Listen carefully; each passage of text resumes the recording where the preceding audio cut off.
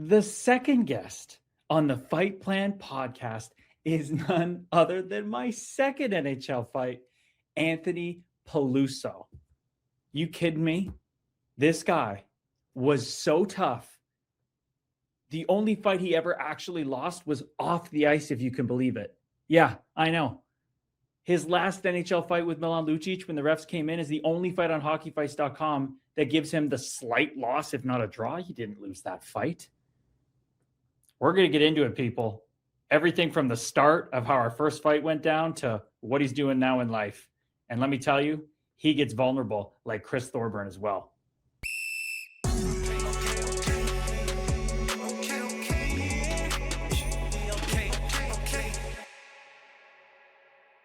Anthony Peluso is a 36-year-old former NHL enforcer and one of the last true heavyweights the league really saw.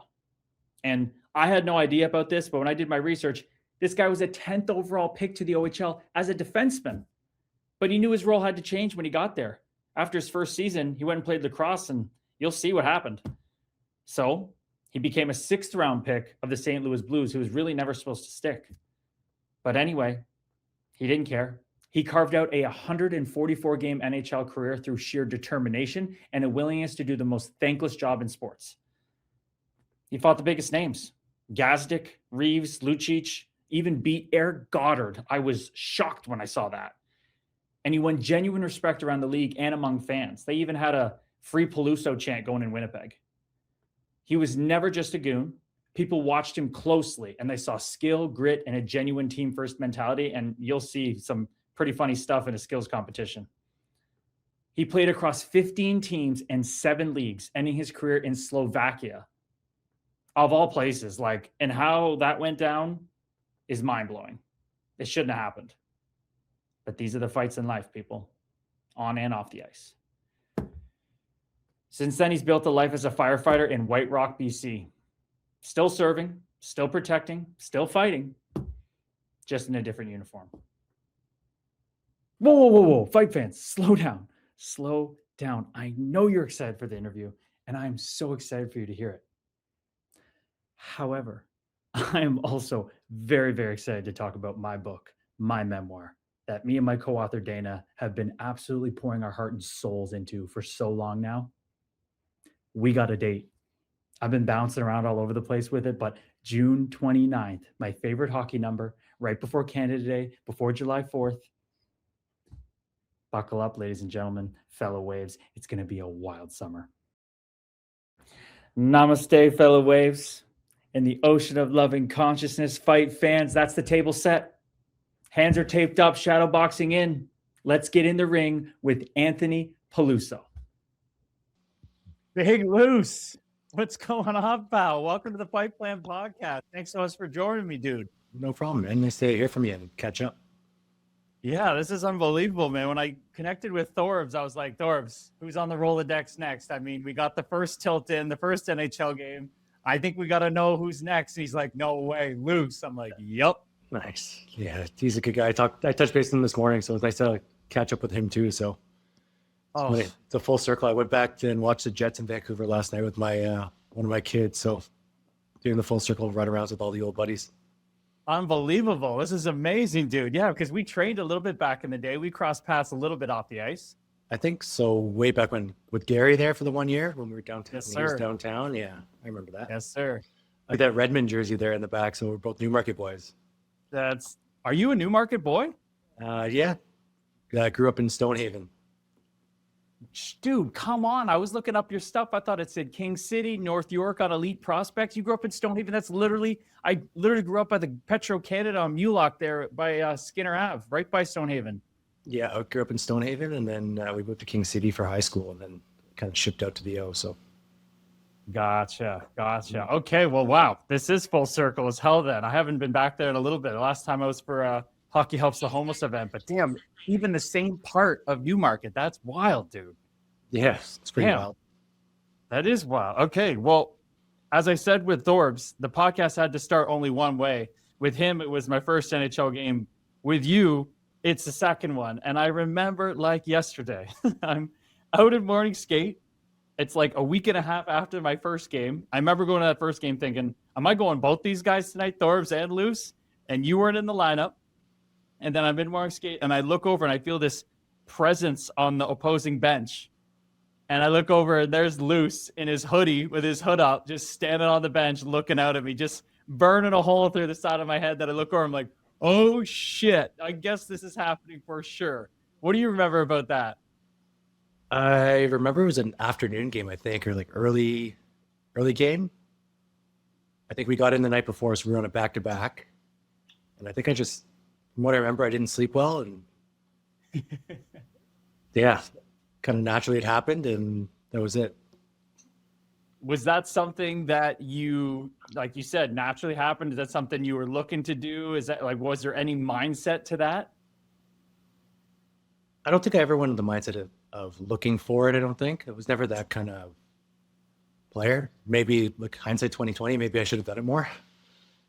Still be playing, but no, I enjoyed it. It was not like when it happened and it was staged. I never loved that idea of it, but when it happened naturally and it happened at a moment of a game, I think on that one, either you laid a hit in the corner or I did on a forecheck, and then we kind of met up in center ice. It was might have been me laying a hit in the forecheck in my first shift. Oh, you were coming after me, baby. You were coming after me. I knew Thorbs was a guy who, I could tell he didn't love fighting. And obviously with you, I knew, okay, whether you like it or not, he knows he's fucking good at it. Yeah. And I remember you looking at me and I'm going, okay, well, we're obviously going. But I didn't expect seeing you in the past, watching all the fights, doing my fight plan homework. I'm like, I didn't think you'd come after me, but first shift, yeah, you forechecked hard and you were hitting me into the glass. The fan in the background goes, holy shit. And then you're asking me from the glass to like the top of the circle. And I'm going, wow, I am not expecting him. I thought I was going to be the aggressor as the young kid. And I hit the brakes, I pulled away, and then I shed and we squared up. But yeah, I was surprised that you were coming. Yeah, I think, when you're in that role, you have to do it every so often or else kind of you get forgotten. So maybe it was that time of the thing to do it. I don't really remember that, but it's a pretty good memory on you. Oh, buddy. I mean, when you're writing a book about your life and diving into all these things and doing a podcast, man, you uncover some stuff. I've watched so much footage. I've watched so many of your fights recently and mine, obviously the one we had. Man, I got to say, I honestly think you were at that point in my life the toughest guy I'd ever fought. I was going back through some of the guys. I fought Brett Gallant, which I know you fought Alex's brother. Mm-hmm. But as far as like the size of you and the way you fought, I would much rather fight guys that wanted to switch hands. They wanted to like be active. You just knew what you were doing. You were big. You were just going to lock out with that left hand and you were just going to wait and be patient. You were so patient and just unload body shot head, body head, body head. Yeah, it was funny. When I was younger, I used to just kind of like turn my head and wait and throw a little bit more. And then I think it was after my first year pro. I was skating with a guy up in Barrie. His name was Brandon Sugden. Yeah. And he's like one of the old school, like toughest guys around. Like, and he brought me aside and he's like, hey, you know what, Tony, you got a special gift. And he's like, you're gonna do damage to guys, and you don't have to hit them more than once. Just hit them once square, stay patient, and everything's gonna work. And I remember the next year, I was playing in Peoria, and there was a guy by the name of Kip Brennan. So he's at the tail end of his career. I'm obviously up and coming, trying to make a name for myself. He's playing for the Chicago Wolves, and I remember squaring up with him, and I kind of just did my thing, locked him up, really technical fighter. And I caught him with like 3 or 4 flush ones that he was just kind of like swinging for the fence and kept missing. And after the fight, he looks at me, he's so mad. He's like, when are you just going to open up and this and that? And I was like, hey man, why don't you try longevity? Like it's going to go for a while. So that's kind of how this whole path started, and just perfected the craft and, building blocks on it. Seriously, man. Seriously, because being a guy who had to like eat my face off to be 215, and you're a heavier dude, I was just like, I cannot let this guy get set. So going in, I was like, I knew when we squared up, I knew I couldn't let you get that grab hand because you were going to get it eventually. And I just said, if I let him get it too soon, I'm not going to get any action in. So I made sure you came in with that left hand. I tried to grab it and not let you get set. and just started throwing rights and being active. I did my arm move, which I know you've probably seen so many guys do now. You throw that arm off, trying to get loose. And I didn't land anything. And then I should have realized that once you got set, because I went back for another one and you threw your first punch and it spun me around. So my arm ends up over here because you hit me so flush that I spun around and went, oh shit. And then you started teeing off. I had to kind of get myself set up again. And then I used those jabs, which again, so fascinating. You never needed to use those. You never use. I watched so many fights. You've never used them. And I got that going. And I think it knocked you off balance a bit, but then it pissed you off. And then they start coming harder. It's funny. Like you always talk about like those Jersey jabs and how everyone does it. I just never found them useful or effective. They're just annoying. And I had long enough arms and like technical enough, like you just brush those off. So yeah, you can watch all my fights. There'll never be a time where I didn't throw a punch until I was set. Once I got what I needed, then it was go time and get in that pocket. It makes so much sense that what Sugden said, you got set and that's all you knew you had to wait for. No matter if it was McGrattan, no matter if it was Gallant, Reeves, all these guys that I watch, it was the same MO. That's so interesting that it's so cool how we pick it up from different guys as we go along. So yeah, after those jabs though, and you got mad, do you remember that I tried to switch because like Kip Brennan, he's like, when are you going to open up? I had to fight open or I was going to get killed. I had to make it look chaotic and entertaining because I wasn't going to win many. I mean, I've tell people about 137 times. I probably won like 30 or 40 out of those 137. Literally, they're mostly draws and just trying to survive. But after that, I tried to switch to left and you went, oh, that's not smart, kid. And you started throwing. I did the comb the hair. I tried to sit in the pocket like this. But what you did, you didn't just throw right in front of the wild bench. You pulled me in at the same time as you threw an uppercut. So my hand jerked forward out of the way. And the whole crowd went, oh. Yeah, I do remember that. Okay. And now I got a question for you. What did you feel like, or did you even know, maybe you were too in the moment, do you remember that I yelled after the fight? I do remember that you yelled after the fight. I think I was chirping. What did you think about that? I think I was chirping you in the box for that. Is that what? Okay, so I don't remember that part, but I know everybody has their opinions on these things, and I try to let the boys know, like, you kicked the shit out of me. I was like, fuck yeah, I could take a punch in the show, baby. Let's go. Yeah, I didn't. You were obviously new, so I figured you were excited, happy that you got another one in. So I think that was maybe second game, just excitement. I was like, oh, kind of good for you. But I think I chirped you on the bench, like, what are you doing? But, Yes, 100%. And you looked at your hand go to the box because you drilled my noggin so many times. But that's exactly what it was. It was that first fight with Thorbs, which Thorbs admitted on the pod. He's like, yeah, I didn't want to keep this thing going. You want the long one. I want to do my MMA thing and tie you up and get it done with. And I was pissed that it was like not as entertaining or whatever, but I felt like that one was at least, hey, that's a good tilt. Yeah. It's a good tilt to get my name out there, right? Yeah, for sure. Yeah, so that was awesome, man. I appreciate you obliging me there. Because again, you weren't a guy that, as I'm going through all your fights, and I want to get into how this kind of manifested, but you weren't a guy that ever fought a ton. For a guy who was so tough, we were in an era that we didn't have to fight 30 plus times, fortunately. There were a couple guys in our eras that did, but let's just take it back first. Take it back to growing up around Stonehaven. When you grew up around Stonehaven, what was life as a kid? What were like the people around you? What was the family dynamic? Take us back there. I guess I grew up. My dad was an immigrant from the country, so he's a first generation Italian. So with all that era of the baby boomers that are immigrants, they instilled hard work. So, I mean, you go with him to work, it'd be 6 a.m.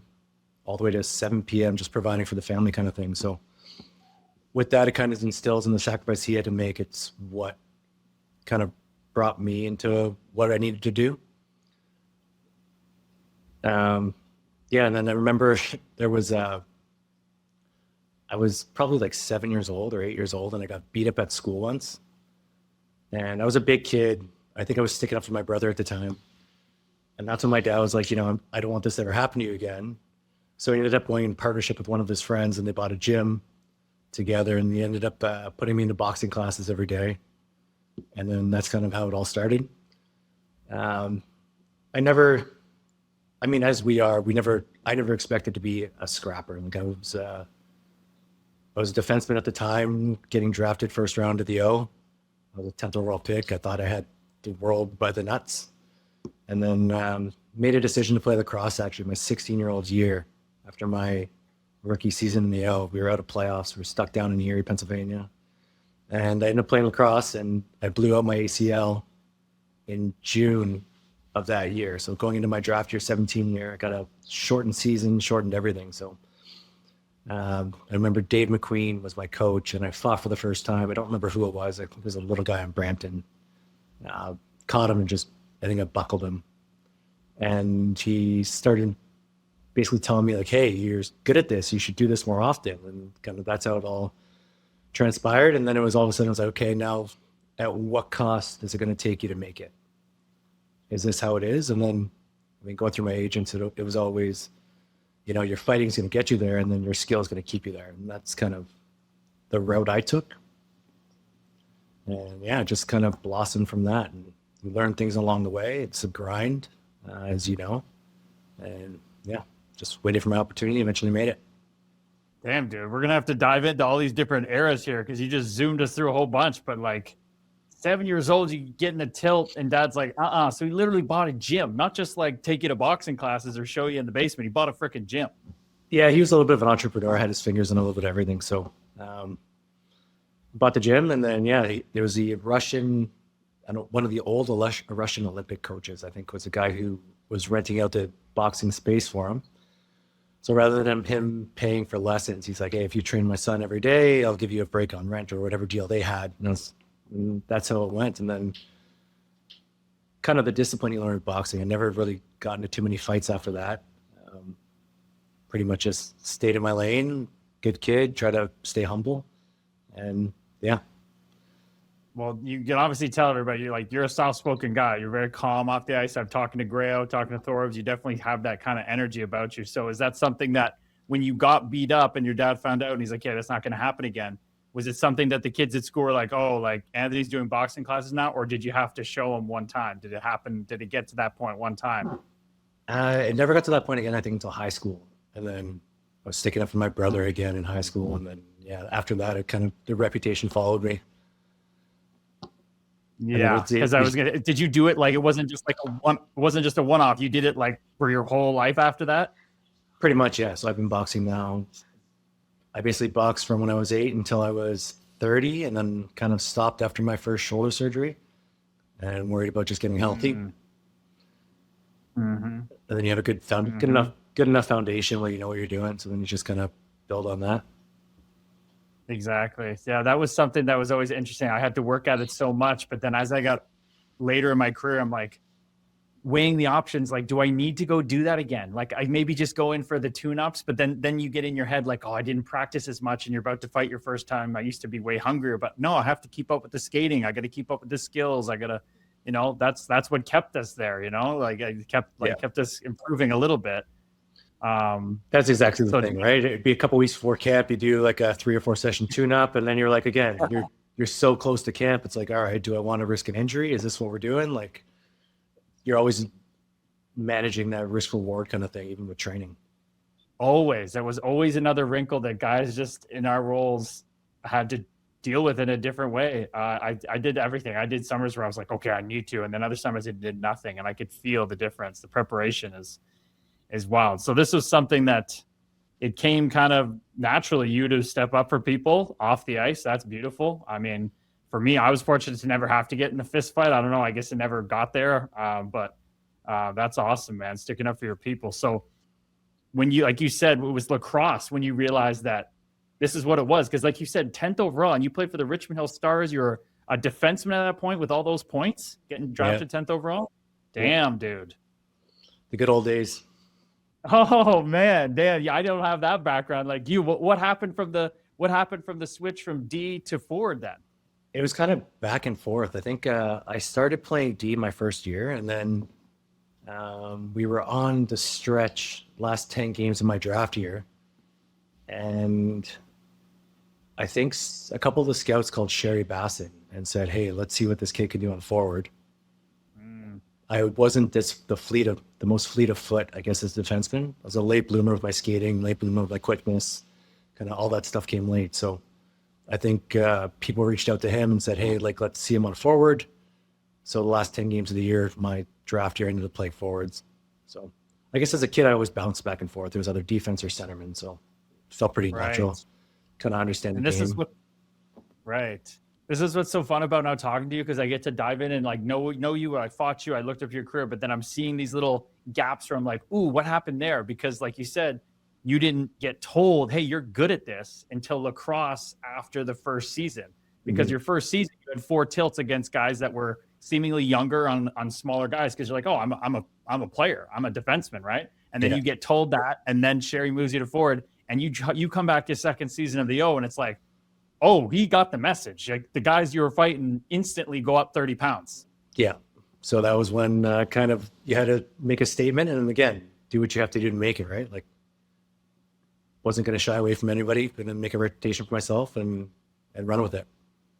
And what's impressive is I think you made a reputation so quick, because guys were fighting, 20 plus times in the O back then, but you didn't really have to. It seems like 10, 12 were the most you kind of did. And guys got the message that, okay, only the toughest guys are going to be able to bother me. Everybody else, you kind of bullied.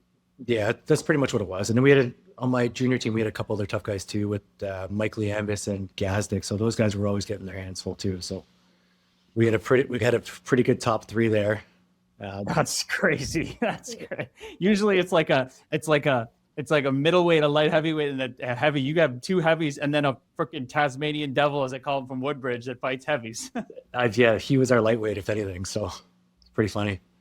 Freaking nuts, dude. I had 4 against him. I can't wait to have him on. I know you guys, like you said, are good buddies. Gazdick was the one out of the 3 of you that I haven't. And I remember I came back from my wrist injury, and I just had my wrist sliced, and it was him and Sabrin on the same team. And I went, Gazdick comes up to me, he's like, you want it? I'm like, no, I'm going to stick with Sab. So I think he's you can stick with that one tonight, But hey, that's interesting. I don't want to jump too far ahead, but that's cool that you and Gazer from the same area played with each other, but then also had all these wars and your best NHL fight with him. And you guys fight so similarly. I want to know now, is that something you both figured out together? Did you practice on it? Because you both we have rights. We're bigger and stronger than mostly everybody. I think Gazer had his head down a little bit more. I think you were a more heads up guy, being a boxer though. Mm-hmm. Yeah. So Gaz, I think when he was younger, he took a pretty good shot against Sudbury in our second year. I think he was switching to lefts, and he got caught, and not the best thing happened. But I think after that, I asked him, like, hey, like, why are you switching to lefts? Like, just stay with your power. Like, what are you worried about? And I don't think he switched very much after that. So lesson learned. Absolutely. This is the interesting stuff, people. Like, this is what the fight fans want to hear. That's so interesting. Like, because I knew that he was an Erie Otter, and I was looking at you guys played together, then had all these fights together. You're telling them, like, dude, what are you doing? And that totally makes sense. You guys look like you came out of like, if this is MMA, you came out of the same fight school, the same gym, because you fight so similarly. So interesting. Yeah, maybe just watching each other, it all just played off. So right. It's so sick. Yeah, it's actually funny. We were playing both for Erie at the same time. He was drafted by Dallas. I was drafted by St. Louis. Yeah. And I remember our assistant coach comes up to us before the game. He's like, hey, no matter what, you guys are teammates. You're not going to fight. And I was like, okay, no problem. Like, I don't need to fight Gaz. I got nothing to prove. And then lo and behold, we're lining up against each other. The very first opening face-off. And I'm playing right wing at the time. He's playing left wing. And he looks at me. He's like, hey, you want to go? I was like, you serious, Gaz? Like, what are you talking? We just talked about this. He's like, fuck, let's go. And I was like, all right, let's do it. And it was just a quick one. I think he might have slipped, or I threw one punch that kind of caught him off guard, and he fell, and kind of laughed about it later on. That's wild. Yeah, because you were both 6-rounders to teams like that. They're watching. You guys are literally both 6'4", 6'3", 230, the same size. And I guess you guys fighting each other were like, hey, it kind of makes sense. Like, we both fight the same. We know what we're going to do. We're going to chuck a couple. We might land a couple, but we're going to stay safe. Probably nobody gets knocked out. Why not? Yeah, why not? Yeah. So. Oh, that's hilarious, man. Okay. So you progress through the O, and as you go, like you said, because, man, when I trained with you, I didn't see any lack of speed on the ice and quickness and strength and power. So clearly you said you were a big kid, but it took a while to kind of get the body moving in that direction in that way, because you turned into a freaking freight train. Yeah, I think it was that first summers when I trained with you as my second year pro, and that's when it all kind of changed, right? Like, everything just finally started clicking. I was probably a late bloomer. I remember Al McInnes actually had to make a call to Gary Roberts to get me in because he wasn't accepting any other people. And I think he basically had to like, obviously he has a pretty high regard. So when he made the call, and Gary said, yeah, no problem. And yeah, that summer, everything just started clicking finally. And I started growing into my body and everything just worked. So. And you think before that, that's why you were down in the coast first year pro, went up to Alaska. You just hadn't grown into that body yet? Because what an experience up there. And I watched your fights against Hagel up there. Holy shit. Yeah, it was just, maybe it was adjusting from living alone, kind of all the things that you go through, the culture shock, cooking for yourself, just all the things that come along with it. I think it took me a little bit to find my feet. And yeah, that 21st, 22nd year is when everything started clicking. Italian mama's boy needed to learn how to kind of be out on his own or what? I was pretty good. Like, I mean, I played in Erie, so it's not like I was home, right, close to home where I got to see my parents all the time. They would drive out to the games as much as they could. They were pretty loyal, but it'd still be quick in and out because my dad had to go back to work. Right. So you get adjusted with your billets pretty quick. Yeah. And then, yeah, getting traded a bunch, kind of the constant adjustments, a little bit of a suitcase in there also. Right. So you got a little bit of an idea of it, suitcasing in the O, but then in one season playing in Peoria and Alaska, and then how'd you end up in the IHL for a couple games? I had a family vacation booked for All-Star break, and we were going down to Fort Lauderdale. So I knew they were sending me down after All-Star break, and they talked to me and they're like, hey, so I know you have plans for All-Star break. What do you want to do? And I was like, well, I don't know, play hockey somewhere, I guess. And then they said, well, Bloomington is down the corner. It's a 45-minute drive from us. Do you want to go and play a couple games there? And I was like, yeah, I guess, sure. Not knowing like later on they would show up on my DV and forever be in history. But yeah, I went down there for 2 games. They were on like a 15-game losing streak, I think, at the time too. So they just needed any help they can get. Oh gosh. And I don't think we won the 2 games that we played, but had some fun. Liambus was actually on that team as well, so I got to hang out with him a little bit. Oh, so that's why you went. Bloomington Prairie Thunder, and it seems like some shit went down. 2 games, 12 pimps. Yeah, I guess I was the target that everybody wanted. So I think it was Craig Sescon that I fought, if I can remember back then. Oh yeah. And I think he was a PIM leader at that point, so he came looking for it. And I was just like, all right, whatever. I think it was at the end of a game too, if I can remember. And I got maybe it was 2 fights in a minor. Yeah, holy shit! like that. This team was nuts, dude. They didn't need the toughness, that's for sure. Justin Soar, 228 pims. Gomez, 228.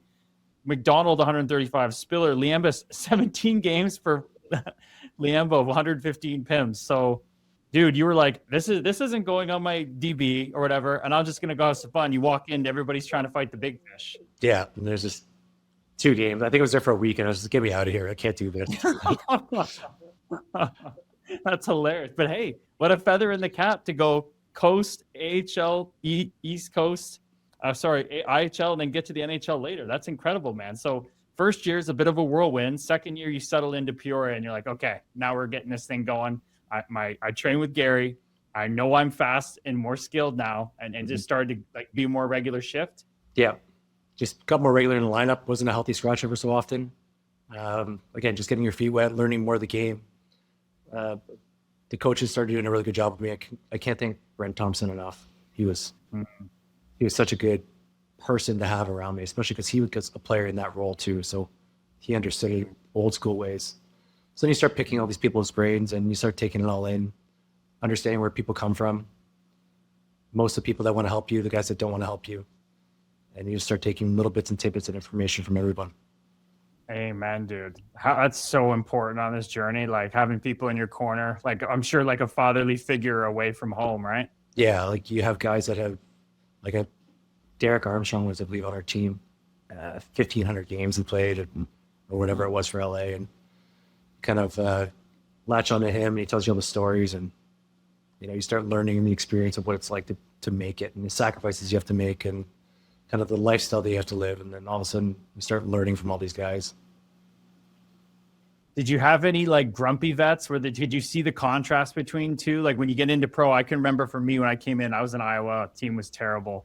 I mean, my first freaking night in a room with Brad Winchester, this guy was all crazy about his sleep and stuff. He had like a noisemaker on. He put in head plugs. He put in headphones. I'm like, holy crap. And then in the middle of the night, he's opening the door and leaving. And apparently I was snoring like a whale. I've never been told I snore before. And he was like all grumpy about it. He was like mean about it. The next roommate I got was a vet. And I came in the first day and he's all set up with the pillows just on the laptop, going to town on himself. Like, it was like, what is pro hockey about? Like, did you have a group that was like that, or everybody was good in Peoria? No, there's for sure a group that was like the old guys that stuck together. I'm not going to name names on who was who, but there was a saltiness for sure. I feel like we were kind of at the age of the transitioning of hazing in hockey, right? Like, before us, it was really bad. And there's stuff that happened while I was in the O, I'm sure you know of, that you've heard of. It was kind of the end of the hazing days when you slowly see this transition in hockey, right? And we were on the cusp of the old school and the new school basis of the game. I really do think it's changed for the better and hopefully just continues to evolve.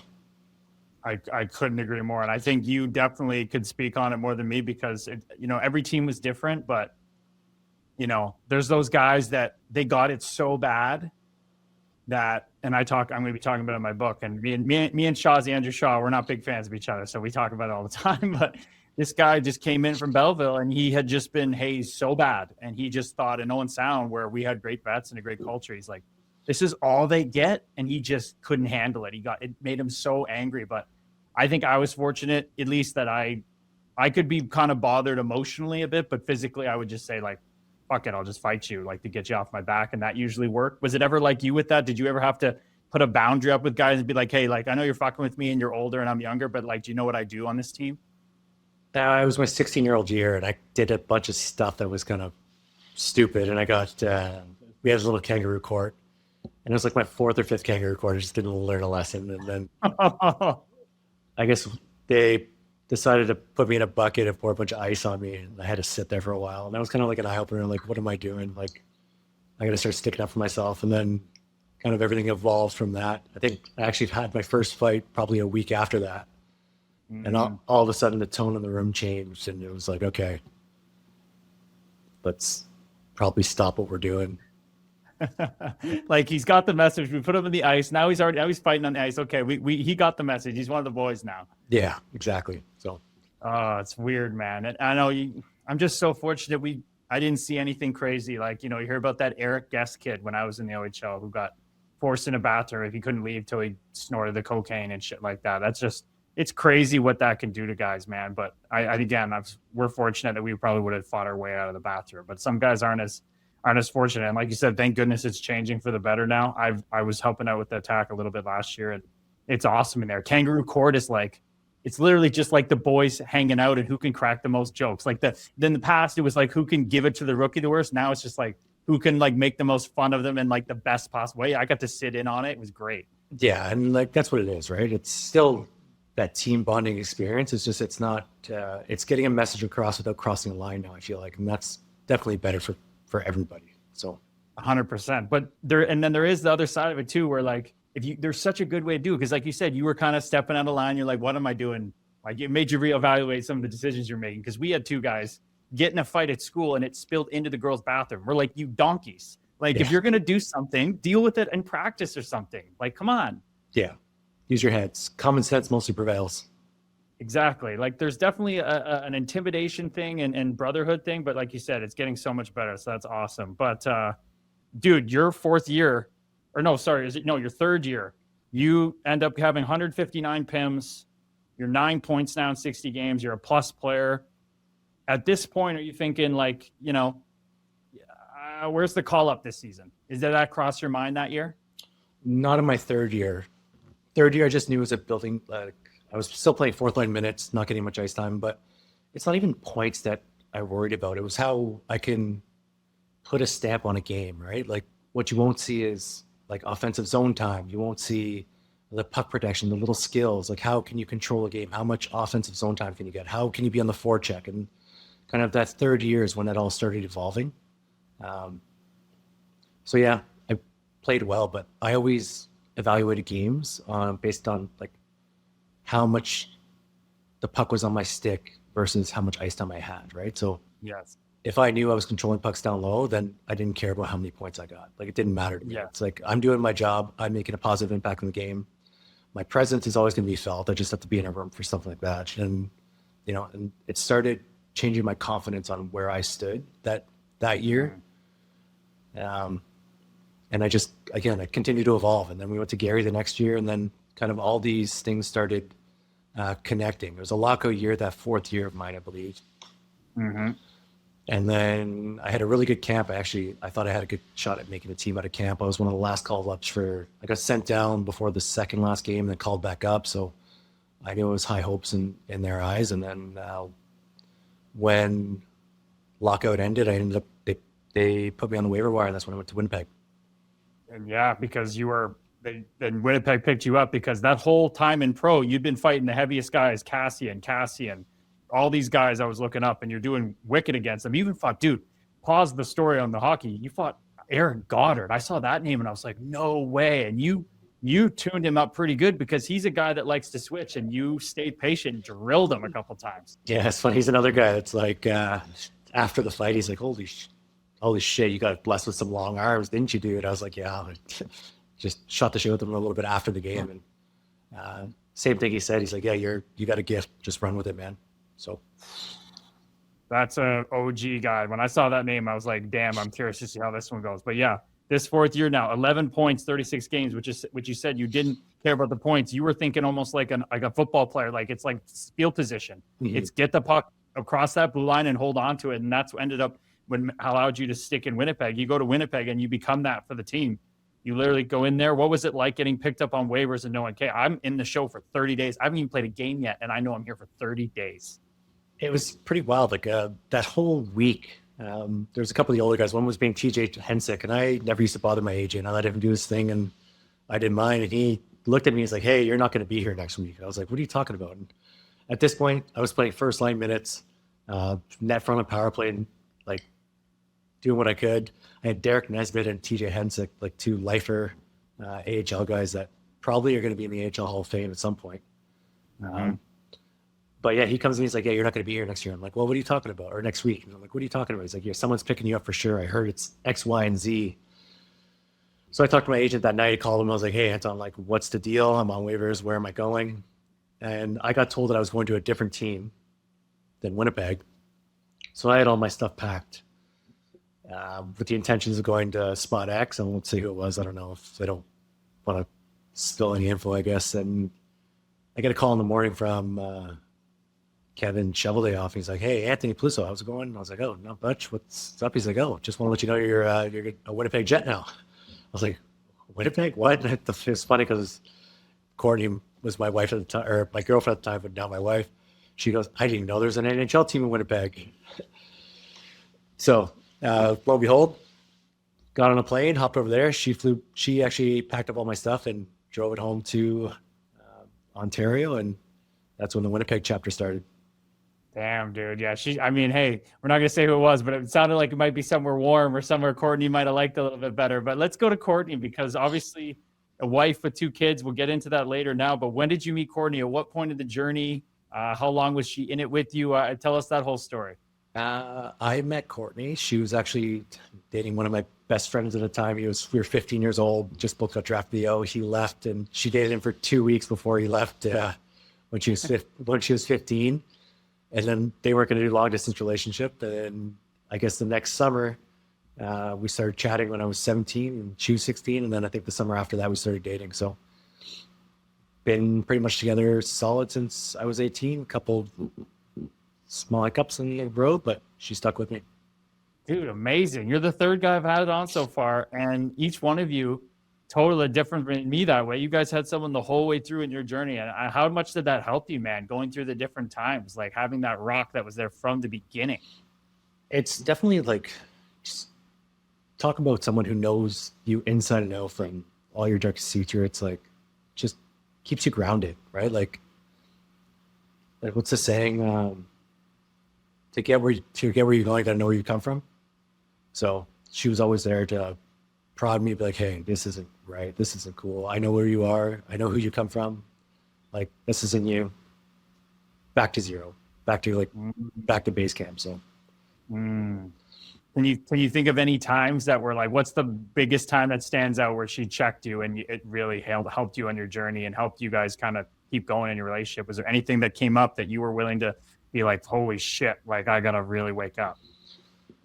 Not so much like that. I was pretty grounded. I think the biggest thing was when my dad passed away. I think she was the only one that knew my relationship with him. So she kind of kept everything together, I guess. Like she was my rock. What age were you then, man? 23, 24. It was just after my first year in Winnipeg it happened. So Damn, dude. Oh man, dude, you go from the highest high of being first time in the show and that happens. yep. Fuck, dude. Fuck. Well, hey, the show's about the fight plans, the fights on the ice, but it's the fights off the ice, man. That's a hell of a fight. I lost my dad at 10 years old. I can't imagine the year I make the NHL. My pops is so proud of me. I'm sure did he come to the first game and everything? I know he ended up being sick for the first game, but they got to watch it on TV, which is cool.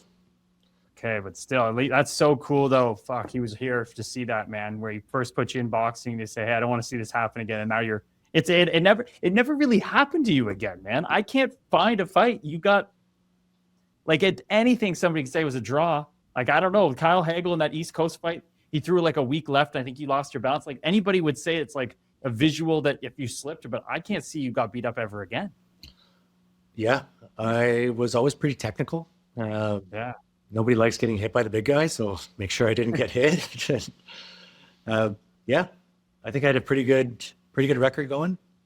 Maybe a couple in the OHL I lost because I was just learning how to do it properly with a couple of the bigger guys. But I think professionally, I can remember getting clocked once by a guy, Pierre Nuke Laterno LeBlanc, caught me right in the side of the temple.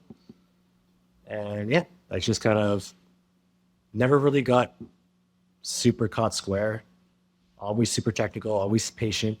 Like you talk about fighting and you talk about like, I mean, obviously the atmosphere in the NHLs and all those arenas, it's super loud. But the second that you get in those fights, those instincts take over. Like it goes quiet. And I was always taught, even from boxing, never fight mad. That's how you get hurt. And I can remember I only fought mad once. And that was against Tom Sestito in Winnipeg. I was pretty pissed off at him because he basically jumped me the game before in Vancouver. And I was at a minute and a half long shift in Vancouver, just gassed. And he comes flying off the bench and catches me for a hit and just grabs onto me. He's like, "Hey, we're going." I was like, "No, leave me alone. Like, I'm getting off the ice. We'll go next shift." And he's like, no, we're going. I was like, "Okay." So he shed and he switched to left. And I just held on. I was like, "This is stupid." And then the next thing, I was fuming on that fight. And I never went toe to toe, but for the first one, I just said, I'm getting the lawnmower going. I just remember just catching like 4 or 5 in a row.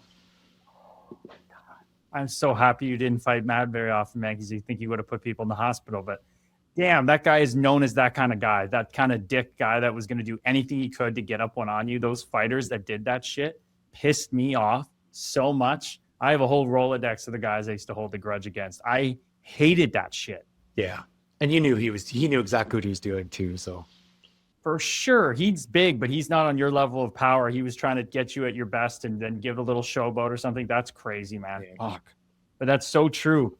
And I think that's a huge thing. And people always get surprised when we talk about this, is that it's such an atmosphere. But the second you get in that fight, it's pin drop quiet in that fight. All there is the breathing and literally just the thuds of your fist on them or their helmet or them hitting your head. Yeah, you're just so in tune with what's happening in like your immediate circle that you have no idea what's going on elsewise. Oh. So wild that people think that. They're like, is this because, but here's a question though. Did it get that way? Because I remember early on fighting, it was still chaotic. I couldn't handle the adrenaline rush yet. And I felt all the faces watching too, but I had to like slowly eventually get used to the adrenaline rush where then it started to slow down. And I could actually like, feel when a guy was going to punch and I could kind of roll with it and defend it a little bit. I don't know. It was like this rush that I had to get used to, like getting used to like a drug almost of like being calm. And then it got quieter and calmer and slower. Yeah. I think with all the boxing that I did, everything just naturally was always just calm, right? It's just, and it's crazy. You almost are trying to chase that moment now. It's like, okay, now what? hockey's over. Right. You talk about the real fight. The real fight's transitioning from something that you've done your entire life to basically the normal world, right? It's like, okay. Oh, brother, we're gonna get into that. We got another like 40 here. I hope we're gonna get into that. I want to keep going here. This is incredible. Okay, so Winnipeg, then you become just a mainstay there, man. Like on the roster, 4 straight years. You and Thorbs are like the 1-2 punch. Mm-hmm. You know, Thorbs loved having you. My goodness, he talked glowingly about you. He's like, so nice to have Luce around. When he was not there, I'm fighting freaking Colt Noor. The refs aren't coming in. I'm getting my head taken off. They're still not coming in. Now I got Luce to handle this shit. So how did that synergistically work? We were just, we always hit it off right from day one. I mean, he was there. People who's in the league for a long time. And, you know, he could have taken a different approach to it too, right? He could have looked at it like, oh, this guy's coming for my job. I want to treat him poorly. I want to do this to him. But that just wasn't his personality. He wanted to bring me along as well as he could. And yeah, we just grew tight. Like me, him, and Jim Slater were the dynamic 3, I guess they called us. Right before, they had a line before that was pretty famous called the GST line. It was Tanner Glass. And I replaced him. So we went from GST to PST. And yeah, they were just had a fun time. And, you know, Winnipeg media is pretty rough. So we soaked it all together. I think with the 1 year, all 3 of us are the least average ice time of the entire league that played over 25 games or something. So we weren't playing much, but we had a blast, had a riot. No way. And then I even saw like you got enough to the point where people and the fans loved you enough where they literally what I read in all the articles and stuff. It's like they appreciated exactly what you said, that you were obviously super tough, but you didn't make a sideshow of it. Like you said, you didn't like the other shit. You didn't fight a ton because you didn't need to. You fought when it was appropriate, but you're always grinding and ragging the puck in the ozone, just bulldozing pucks to the net, playing simple, playing fast. And I think you were getting scratched at one point, and the fans were like starting a whole thing to get you back in the lineup. Yeah, that was the whole Free Peluso chant. I think I had we did a skills day or whatever it is after the All-Star break. And skills competition, sorry. And I kind of ended up winning like 4 of the 5 events, and everyone's like, what do we have here? And yeah, Claude Noel was the coach at the time. And I was like kind of getting scratched all the time. And then Olli Jokinen came to me. He's like, I think you're a player. So this is actually before the GST line. And Claude Noel was the coach. And Olli's like, he was on a 40-game goalless drought, like just struggling, the worst drought of his entire career. And he goes to the Claude, he's like, give me this kid for 10 games. Let me see what he could do. And I think we were out of playoffs at the time, or grinding to get it back into a playoff spot. And Michael Frolik was his line mate. It was him and Olli, and then they always would swap in to try to find that left winger or right winger. And we were playing at Madison Square Garden. It's my first game with Olli.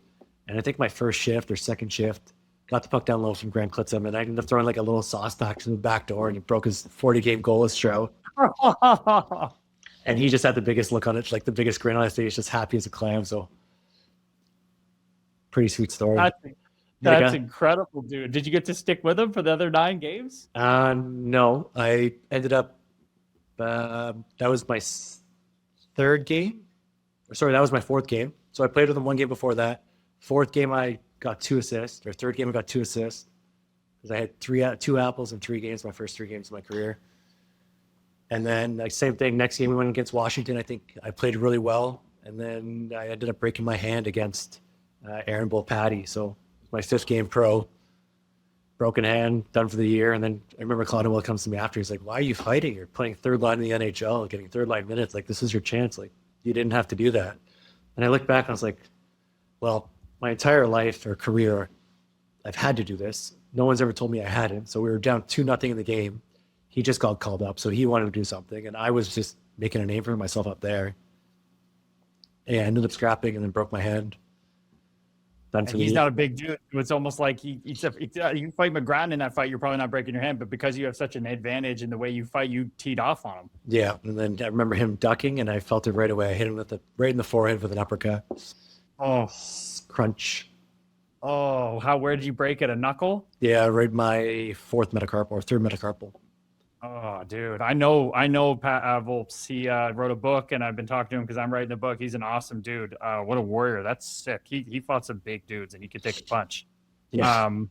Damn, that's brutal. But I mean, just what was it like getting to come to the rink every day, knowing that like at least for the 3-4 years, it's like I'm a show guy. Like I so close a couple times to get into that feeling of like I wake up and it's like I can just not stress that I'm going to be here. Like I'm on the team. Was it ever that comfortable, or were you always a little like? Did you ever feel that way, or did you always feel like you had to earn it every day, or did you ever get a little comfortable?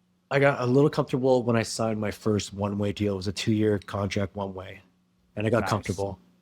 Nice. And it was great. And then I realized, like, why am I getting comfortable? I'm still expendable. I'm still under that cap. If they send me down, it's not costing them any money. Yeah. It's like, all right, well, I guess we got to get back going. It never really changed. It changed your mindset for a little bit, but Yes. not too much.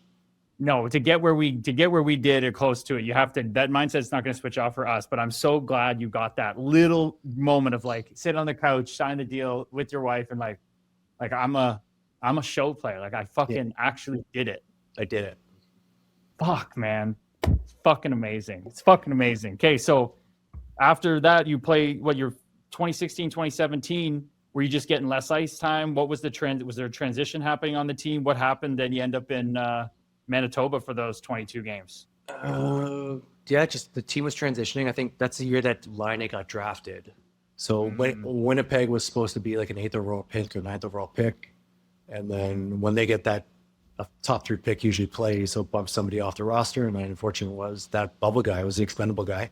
So they made a decision, went down, and I messed up my shoulder at camp, but never really said anything. Oh. So went down. I was just miserable. I was trying to battle through it quickly so I can get back up, and just never panned out. So I ended up getting shoulder surgery after 20 games. So I just couldn't do it anymore. Labrum? Yeah, that was my rotator cuff. That's not as common. Rotator cuff. Okay. Yeah, it was just I think it was just 3 of the 4 muscles were just hanging by a thread. But no labrum on that one. And then you had a labrum later? Yeah, I did both labrums later, both sides. Oh, dude, I played with a guy who had both arms, and I saw him for like a year of his life with these things on. It was brutal. Yeah, so labrum on my right side I've done twice, and then my left one was just rotator cuff. Sorry. Okay, damn. Okay, so the labrum on the left, do you think that's from locking and holding guys so strongly? Yeah. Yeah, for sure. That's right. That was part of it. Takes a toll on your body. It is what it is. Makes total sense. That locking out, how strong you were, always having that, and then the rotator cuff, the muscles on the right from the jackhammer. Makes total sense. Frick. Okay, so then how did you end up in Washington? Was it a trade? Was it summer free agency? Summer free agency. So, I actually had a bunch of offers, I guess, and we ended up just narrowing it down to which one we thought was going to be the best fit for me. That was the time when Reeves was in Pittsburgh, so I think they wanted an answer for him, so we thought it made total sense. Went there, had a really strong camp, thought played really well, did everything I could to make that team out of the gate, and fortunately didn't line up. And then went down to the minors there in Hershey, and politics got involved. Oh, I was gonna say, because you were having a season like when you first made the show, you were putting up numbers now in Hershey like you were when you got picked up by Winnipeg. You were at the top of your game. Yep, I was playing well. Again, just politics and hockey, they prevail, unfortunately. Hershey was a privately owned team. The goal when I signed that was never to be there. Unfortunately, I was there and made the best of it.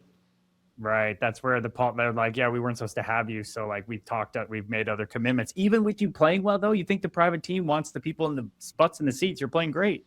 Yeah, well, that's a story for another day. Okay. Fuck. That's frustrating, man. That's an off the record story. I got you. If that's, hey, I know all about those, but hey, they're going in my book. Calgary Flames. Did you get traded? Free agency? What happened there?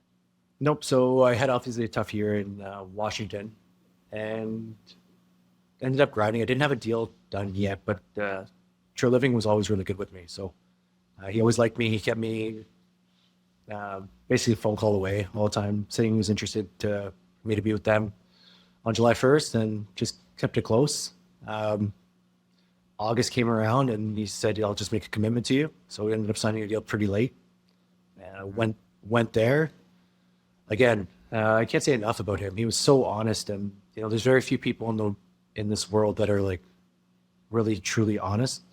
And from the get-go, he was honest with me. I knew what he expected. I knew where he came from. I knew what was wanted, and I just did what he asked. And played. It was funny that year. I had just had my first son. I was pretty much flying up and down for practices because he wanted me to be around the team, and it was a crazy travel year. I feel like I didn't move into an actual house until February that year because I was just up and down so much. But I couldn't complain. Like, again, there's no bad seat in the NHL. You take what you can get. That's it. And then, right before trade deadline, where there's a roster increase, I went down to play 3 more games, and it was in San Jose. Again, pretty much at the top of my game, like playing really well. You were. Can't complain. Like, I had a step on Jacob Middleton, or one of the Middleton brothers. I don't remember which one. I was going in for a breakaway in San Jose, and top speed, he just clipped my feet. Went on the boards, dislocated my shoulder again. It's like, okay, this is it. And then Trilliving called me after. He's like, if you would have waited 3 days, you would have been up top. Roster was going up to 25 guys. We're going to keep you up for the rest of the year. Yeah, and you already, that season, Luch had blown freaking Hamonic up, and you went in there, and the damn refs ended a fight that could have been an all-timer. That's my last NHL game. Fuck, dude. I fought. I scored. I got a disallowed goal that game. I think I had 5 hits in 3 minutes ice time, and I got sent down after the game. And my God. I just remember looking at a couple of guys like, I don't know what I had to do. And they said nothing, and it just meant to be. And that's when I was told, like, go down, play a couple of games, come back, I'll be here. I was like, okay. Dude, and you were doing the PIMs in the minors too with Stockton, 56 PIMs, and you're at your clip where every year in the minors now, you're like every third game you get a point and you're doing your role. And then it's the repetitive injuries to the same spots. People don't realize, like, if I retired because of all these multiple wrist injuries, this tiny little spot on my body, but it was the shoulders back and forth. If it had been you got your knee one time, another knee, you did your ACL. If you spread these out, it wouldn't have been a problem, but it's the same freaking thing over and over again. Yeah, that's exactly it. Fuck, dude. Okay, so what's it like, being in Winnipeg for all that time, the National Hockey League, then going to Washington, Hershey, where it's privately owned. Hershey's got the most money in the league. Then you're going from Calgary to Stockton, and then you go Baco next year. What was that like? Same thing, actually. Here's another funny story. I'm in camp, and I'm wearing number 38 at camp. And I don't remember who the guy was that was supposed to be there. And Kenny Holland, I heard a story from the scouts. Kenny Holland goes to somebody, says, "Oh, that person's really working hard." Or he said, "X name has really learned how to work hard this year. We weren't expecting it out of him." And then I guess one of the scouts that was in my corner said, "Hey, that's not X player, that's Peluso." He's like, "Oh, shit." And I remember Ken Hitchcock, he was actually doing, as he was there as a coach when I was in St. Louis.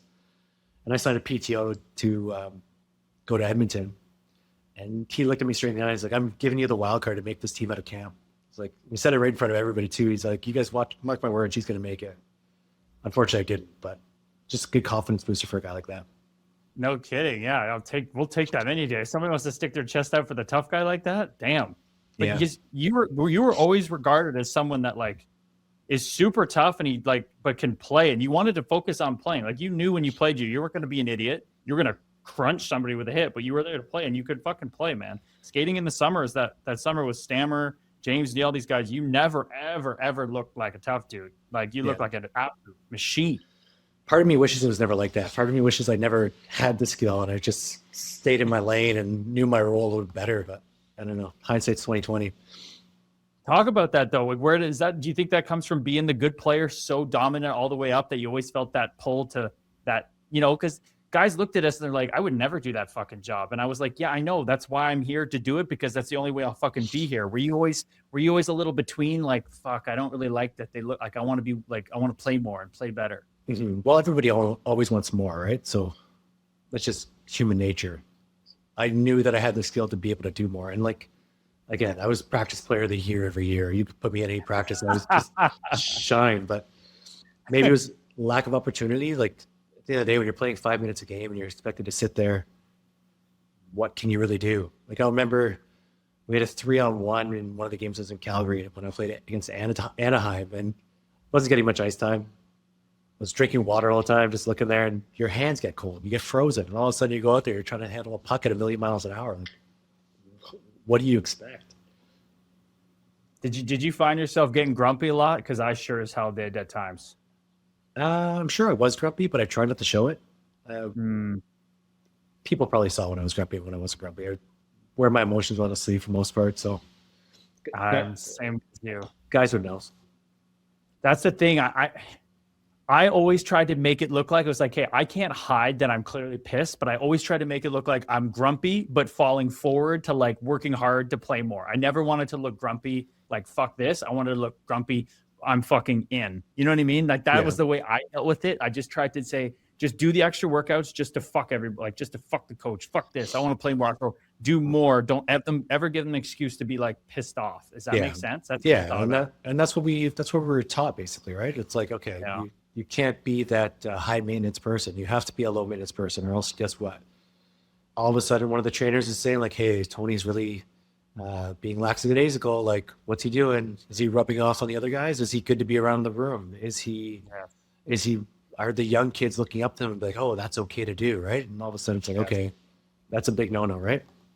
It is, man. And one time in my career, it got to the point where I couldn't even hide it. I was so depressed in Lehigh, and that I want that time back a little bit but I couldn't fucking get myself out of it. But yeah, I always tried to lean forward into that way, to look at it that way. So, you know, Bakersfield, you're playing great. You just got told by an NHL scout you should be making that team. Then you go next season, Slovakia. Take us through that process. What happened there? So it was COVID year. That was the year that everything shut down. We left Bakersfield in February.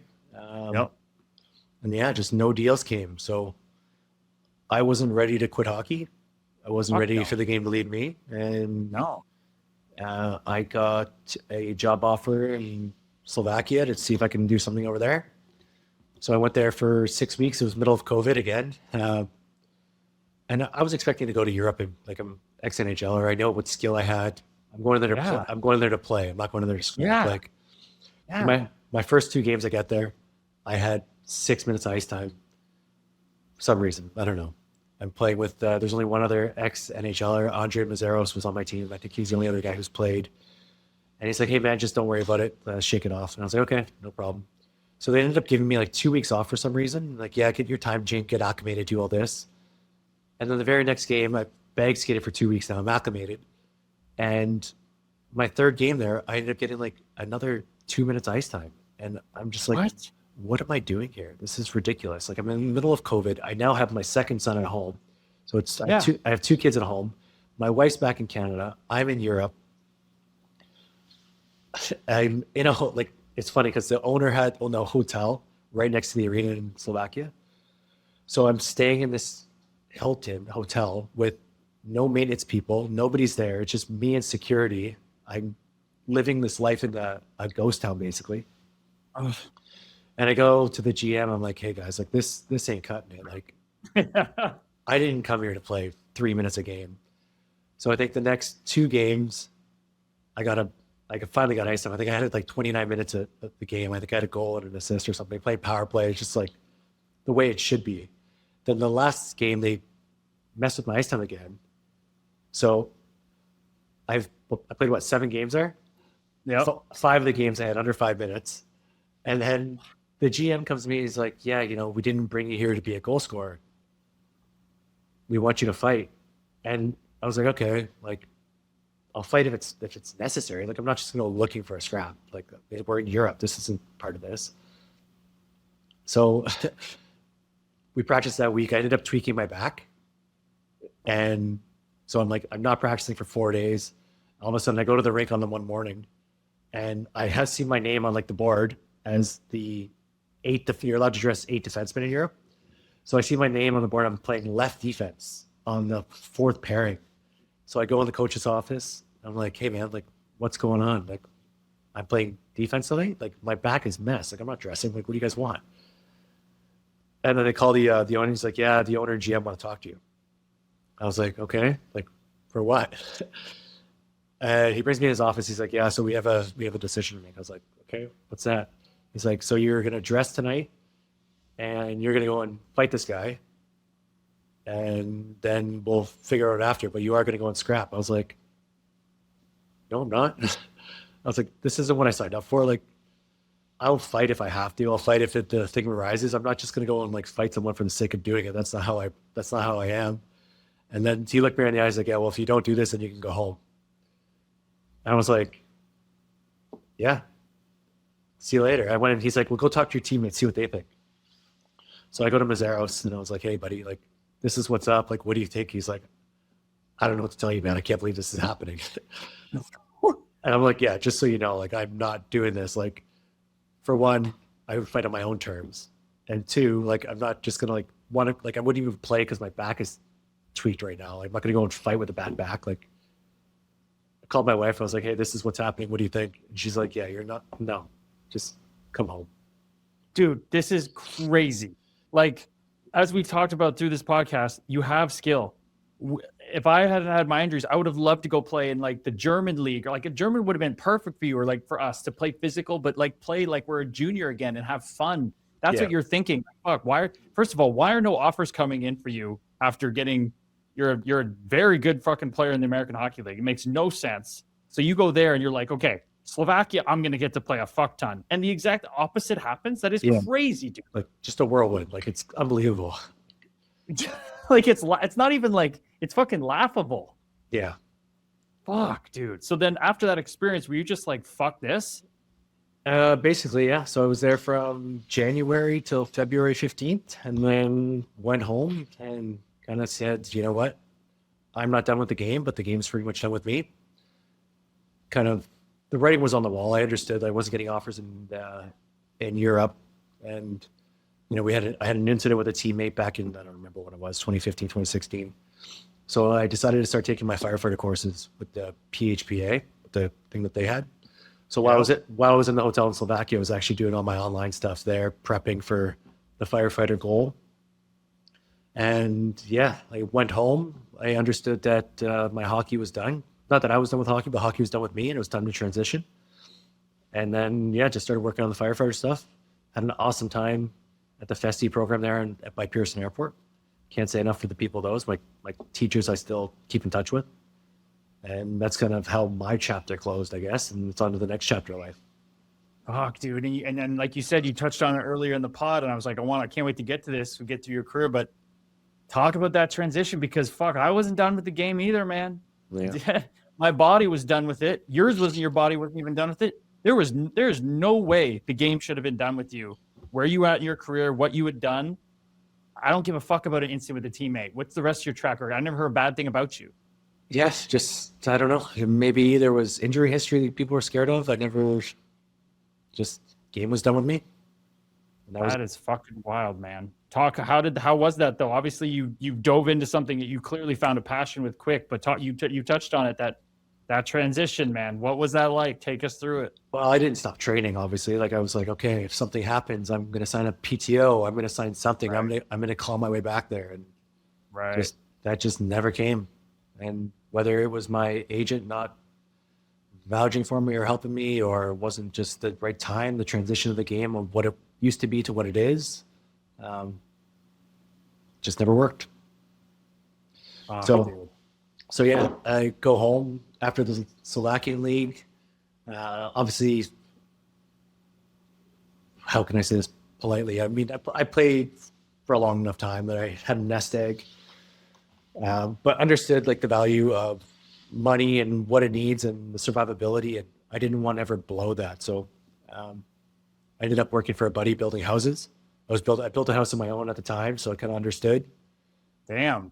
And then, yeah, when the game was done, I just started transitioning to just getting ready for the firefighter thing. So whether it be taking courses all the time or working different jobs to be able to stack my resume, because I wanted to stand out from everybody else. So, oh, frick. I mean, you were already standing out doing the job you did, obviously, but you just took it to another level. And I've talked to other guys, Marco Scandella, different guys. They're like, man, the real world's like a shooting fish in a barrel. We're so used to working hard and having to stand out. You're out there building a whole house from scratch. You're doing all this resume. The firefighter people hiring you are like, yeah. And you're like, perfect. Because we're we're so gung-ho to do everything we can with the roles we played. It's so funny. It actually wasn't that easy.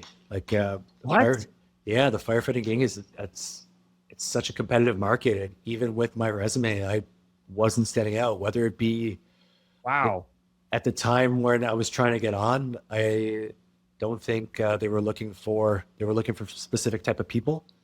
And I didn't fit that bill. So it took What was the bill? What were they looking for? Whether it be people with degrees or coming from different backgrounds, like different groups of people, I guess. Yeah. I just didn't fit their exact motto of what they wanted in such a competitive market. Like I remember back in Toronto when they were hiring for 100 jobs, I was told that there were 17,000 applicants. And I mean, you know the rarity of making the NHL. There's only 7,650 of us to play a game. And yeah, it's almost like the same thing. And if you're not continuing to push your resume and continue to get better, like you just get overlooked if you're not that box.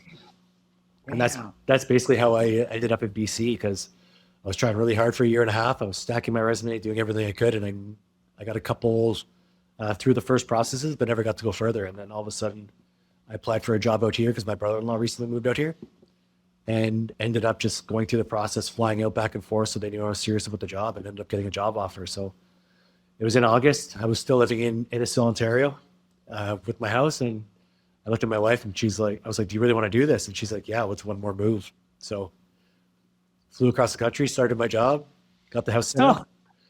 Made the show again. He's back. And that was it. Yeah. Off to the races here.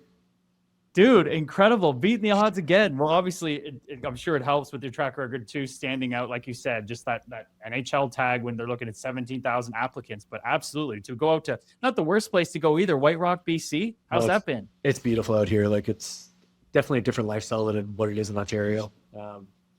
No snow. I think it's 10 degrees here and sunny. So it's almost golfing weather. And you're a big golfer. I see you follow. I got your Instagram there. You're a big golfer guy. Big golfer. I was a really good golfer before I had my first shoulder surgery. And then I was actually thinking of getting my teaching card just for fun, something to do. I think back in the day, it used to be 2 consecutive rounds for a combination score of 155. And I think I could have done it with my eyes closed. And I thought, whenever I'm done hockey, I'm just going to teach golf and have fun, golf all the time. But then the first shoulder surgery happened, and then my swing got all wonky, wasn't quite as good. So then I took up fishing. So then I went all in on fishing because it was something that I could do without any shoulder limitations. So I fished for 4 or 5 years there, got really into it, something that reminded me of my dad because I used to always fish with my dad. And then, just recently, I think when I moved out here, I sold all my fishing stuff, sold my boat, and got back into golf, and now we're back on the golf tree. Damn, that's awesome, dude. Okay. Well, that's so interesting because, you learned something. Firefighting's so competitive, but I mean, talk about that now, dude. You're stepping in for your brother at a young age. You take the lumps. You learn to box. You get your way up to hockey. You do that job, sticking up for people. Now, what's it been like in this job? A completely different way of showing up for people again, but you're literally showing up for people on some of their worst days of their lives. What's this been like? It's very humbling, right? Like, you go there and you're appreciative. The second you walk in the door, you're the person that's there to help, right? And it's definitely a different experience. It's a very gratifying job, right? Like,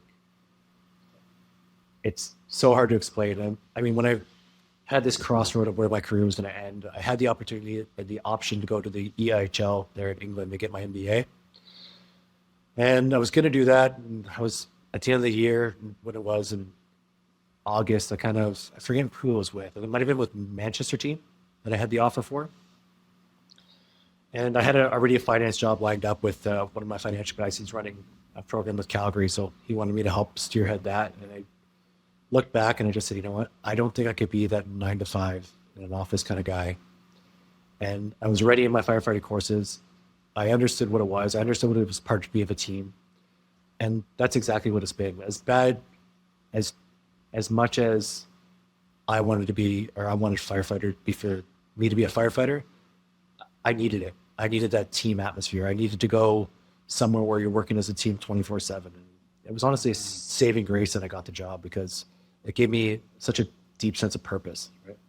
And that time between hockey with our purpose is just like we're being the best, and it's almost like narcissistic. Like we got to be the best hockey player. Everything in our lives revolves around Anthony's got to train, Anthony's going to do this, and now that time in between where it was like building your resume. Holy shit! Did you feel like that lack of purpose for a bit in that year and a half to get into that job was a huge, like you said, it saved you kind of a bit? Pretty much, yeah. Because again, there's just so many unknowns. You never knew what was going to happen, and I mean, financially, eventually money was going to run out, and I didn't want to be that person that you hear a 30 on 30 on. I didn't want to be that guy, so it was all about just providing. Man, it's so important, man. We need this, like, you're so used to, every guy says, what did they miss? The locker room. You need that atmosphere. It brings people together, the connection. And I mean, I'm sure that helps you now being in this space with these guys, because I mean, I've dated some girls where they're, dads are police officers, and man, talking to those guys, having like heart to hearts about the shit they go through, and first responders, and the PTSD that can weigh on guys. Like, is this something that you've seen? What's your experience been with that, with like the stuff you guys see on a day-to-day basis? I feel like I've lived a lot of life for my age, right? Like with my dad passing away, watching my grandfather coming home to see him, the stuff that we deal with on a PTSD basis, like I compartmentalize pretty well. And I'm not one of these guys that go and like hide by myself and like, really hold it in. Anytime and it's weird because I think there was a culture in the fire service where that's what people did, right? They held it in, they buried it, and then all of a sudden there'd be another pebble in the backpack, and then they would break down. And I think it's been a little bit of a breath of fresh air that all these people see, oh, this NHL guy, he comes in, he goes to a bad call, and all of a sudden, like, he's sitting at the coffee table when we get back to the call, talking about this, talking about voicing the opinions, like, oh, how do you feel? Oh, guys, like, what's up? How are you guys feeling about that? And it's just like, it's a strength to be able to talk about it. And I think I helped a lot of the guys around here understand, like, it's okay to talk about it, right? It's okay to be this big, tough guy and be vulnerable, right? And that's one thing I think I do really well is talk about what I'm feeling and not be shy about my opinion. Like, hey, we went through this tough call. I'm here for you guys. Let's go through it. I'm here if you need me. Always just reaching out, kind of thing. So yeah, that's so beautiful, man. You literally have like a round table. You kind of know, like, hey, that was a little bit of a different one. Guys are that was a tough one. Let's circle up and like what went down. Let's break it down. Where do you think that vulnerability comes from with you? Where was that instilled with you? Where did you learn to be vulnerable? Because it took me a time, man. I think it was just getting the self-confidence and knowing the value of who I am and being able to just look back and be like, you know what? I haven't changed for anybody in this life. I'm not going to.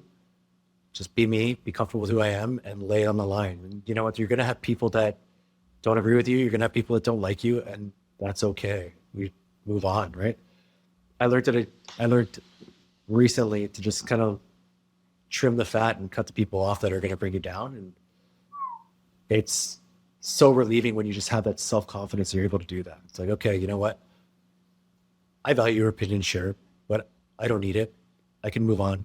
My life is going to continue. The world is still going to turn. Yeah. I'm happy with who I am. I'm happy with the work I put forward. And you continue to just build on that. Damn, dude, that is beautiful, man. This is exactly the conversations I want to have for the young kids out here watching this, girls, boys, whatever. And even the men who are, like you said, the guys that maybe just haven't gone there and learned to kind of open up about this shit. And that actually is what makes you strong. The strongest dudes are the most vulnerable because they can show up for people like you were showing up for those guys. And what it probably means to have a guy like you, former NHLer, doing that, man.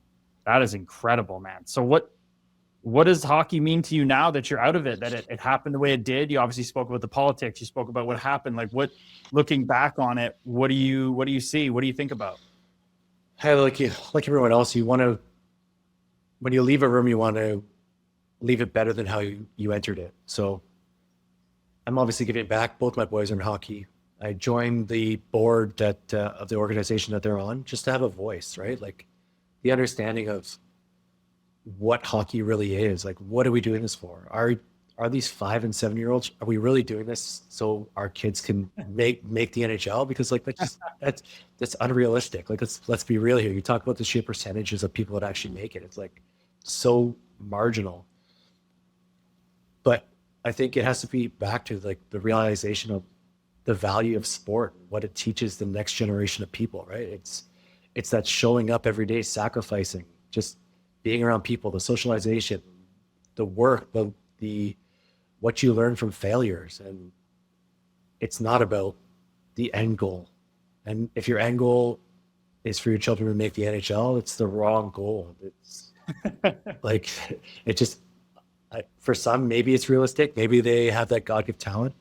I mean, Connor knew he was going to make it when he was young, right? Like, there is obviously that, but I think that margin between those skills is shrinking so much that it's going to be that person that learns to deal with their emotions at a young age that is going to prevail over those people, because that skill gap and the parity in hockey is shrinking. Like, you have your exceptional guys and then everyone else is so close, right? Because everyone's training the same way. Everyone's doing the same thing. It's what's going to take that person to the next level. You're showing up in these spaces so beautifully, in that I didn't have that dad when I lost at a young age. And me and my mom worked at, got to get better at skating, got to get better at skills, got to get better at eating, sleeping, breathing, hockey. But it's like, if somebody had just brought me aside and said, kid, just sit on the edge of your bed when you wake up every morning and watch your breath for a couple minutes, learn to meditate. That's what's going to make you be able to appreciate life, be able to be emotionally able to handle the ups and downs. I went on a fucking roller coaster and I just lost my damn mind doing it. But what you hit on there is so true. I tell them all, it's not what's going to get you there is you can skate faster than anybody. That's going to happen. If you can skate and you work at it, you'll be able to skate. You'll be able to have hands. You can't control that. What you can control is how crazy, and you touched on the politics, how crazy this sport is, and how every level I went up, I thought it would get more professional and less crazy. It got more egoic, more wild, more dumb shit happening. I tell the kids I work with, I'm like, I don't give a fuck what happens. You just laugh at it and never let one thing get to you, because that's the only thing that you'll be able to outlast other kids and actually make it if you want to. Yeah, it's hard because, right, like it is a business. So the higher up you go, the more people that are involved in decisions, and it's their jobs in the line. And all of a sudden it's like, okay, you vouch for this person, now what? And teaching kids that, like, the ranking of like, oh, you're not good enough and this kid's not good enough. It's like, let's change the mindset. Like, it seems like you're doing on that board of like, what are we doing here? What's the point of this? Okay, fun. And then let's teach them lessons. Let's not hang our hat on making it somewhere. Because at the bottom line, shoot for the moon, but fall in the stars. Like, fall into like, wow, I can go through what it feels like to be cut, what it feels like to go through an injury. That's what's going to prepare you, and what prepared you to then get that firefighting job and do so well at it now. Yeah, like, I'll never forget. I was 10 years old. I was a heavy kid. I think I was 115 pounds at 10 years old or something. Like, super chubby. A good hockey player. And the guy's name was Craig Evans. He was actually, I got pretty close with his son, but he was the coach of the AAA team, New York Simcoe Express. And I was playing single A for the Newmarket Redmen at the time. And he's sitting on my table. He was a professional bass fisherman too. So he had something in common with my dad, and they're talking bass fisherman. And he's like, all right, well, let's get down to business. So he looks at my dad and says, you know what? Your son is probably good enough for the AAA team, and we would love to have him, but he has to lose 15 pounds as a 10-year-old. Oh. And my dad looked at him. He's like, Craig, I thank you very much for your time and I respect you, but get the fuck out of my house. That's it. And then that's when I actually swapped from the OMHA to the GTHL and started playing for Vaughan Kings at the time. And then just played there. But talk about a lesson, eh? Talking about a lesson, like, hey, how are you as a 10-year-old? And again, like, I fought with, like, basically, I wouldn't say body dysmorphia, but I was always concerned about my weight my entire career from that day forward. It's like, okay, well, I'm scarred now. Like, I'm always worried about it. I'm worried about my body fat being at 8% instead of 10% at camp, when they're both equally as good. But, oh, we have to do the shred. And then the leaner you get, the more injury prone you are. And it's all of a sudden, it's like, now what? So, isn't that wild? A 10-year-old kid. It's like, maybe the guy should have led with some curiosity. Like, hey, kid, do you want to play AAA? Like, what would you do to play AAA? Like, would you like, you want to take this? Like, there's such a different way to word that. There's such a different way to go about that. But I dealt with body dysmorphia in the exact opposite way. You were the freaking guy that was trying to keep the weight down. I was trying to get up. I couldn't. I'm so narrow. I walk around 165 now loose. that's crazy. That's my body type. I'm a stick. I'm a giraffe. Like, I had to force feed myself. I was 50 pounds heavier when I played, and I was yeah. constantly doing the other thing. I couldn't walk by a mirror without looking at, like, chirping myself in my head, the voice being like, how the fuck do you do this job? You're a joke. You're weak. You suck. That's all it would say to me in my head. And that came from the pressure put on me. I remember when I got drafted, they're like, oh, the strength coach in Minnesota was like, oh, you're going to play at 240 like Burnsy. And I'm like, bro, I'm eating 6 meals a day to be 220. What are you talking about? Yeah. Good luck. Freaking crazy, dude. Okay. Well, you talk about, last question. You talk about, always having to work on yourself. And you've been in fights on and off the ice your whole career, your whole life in different arenas. Where do you see like the next battle you're in, the next fight you're in? What's the next thing on the horizon that, with your mindset now that you're not trying to get anywhere, you're just trying to enjoy it. What's the next thing that's got you curious and excited about life? I don't know. That's so weird. That's a tough one. I feel like if you would ask me this question before firefighting, it would have been kind of just chasing that goal and being the best firefighter I could be, right? But again, that's something that I'm doing and I'm always going to continue to chase, but that's not really a question anymore. The next fight, the transition from hockey to firefighting was probably, I guess, from hockey to retirement, we'll say, was the most challenging fight I've ever had, right? So you're dealing with all of that stuff. Is my next big fight going to be that retirement from hockey or from firefighting to retirement officially? Like, is that what is the next one on the horizon? I don't know. Interesting. And hey, that's interesting though to approach it. What's actually give me another one then. Is there what's the thing that you do now besides, is it well, you kind of talked about, is it leaning into talking to guys? Is there anything you do privately on your personal practice to be showing up consistently as a father, as a firefighter, as a husband? Is there anything that you do in your personal time, discipline wise, self-care, that is so important to you? I try my hardest to get to the gym all the time, but it's so hard with 2 kids. The schedule fills up. It's a matter of just being in the moment, like just taking a breath. And, my kids are at that age of 5 and 7. And like, I just try to be present. Like, life goes by so quick. It feels like yesterday that Sebastian was up with me and Cordy in Banff, and we went there for a visit because I was up in Calgary and she came to watch a game with them. And it honestly feels like it's so funny. Like, it's so crazy how the world works.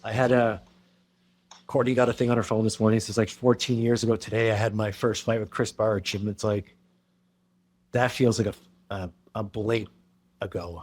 And then I was like, you know what? I'm just so grateful that we've gone 14 years and think of like all the years, all that we've accomplished in that 14 years now, right? Like houses, kids, this and that, just a continued growth as a person. It's like, now what?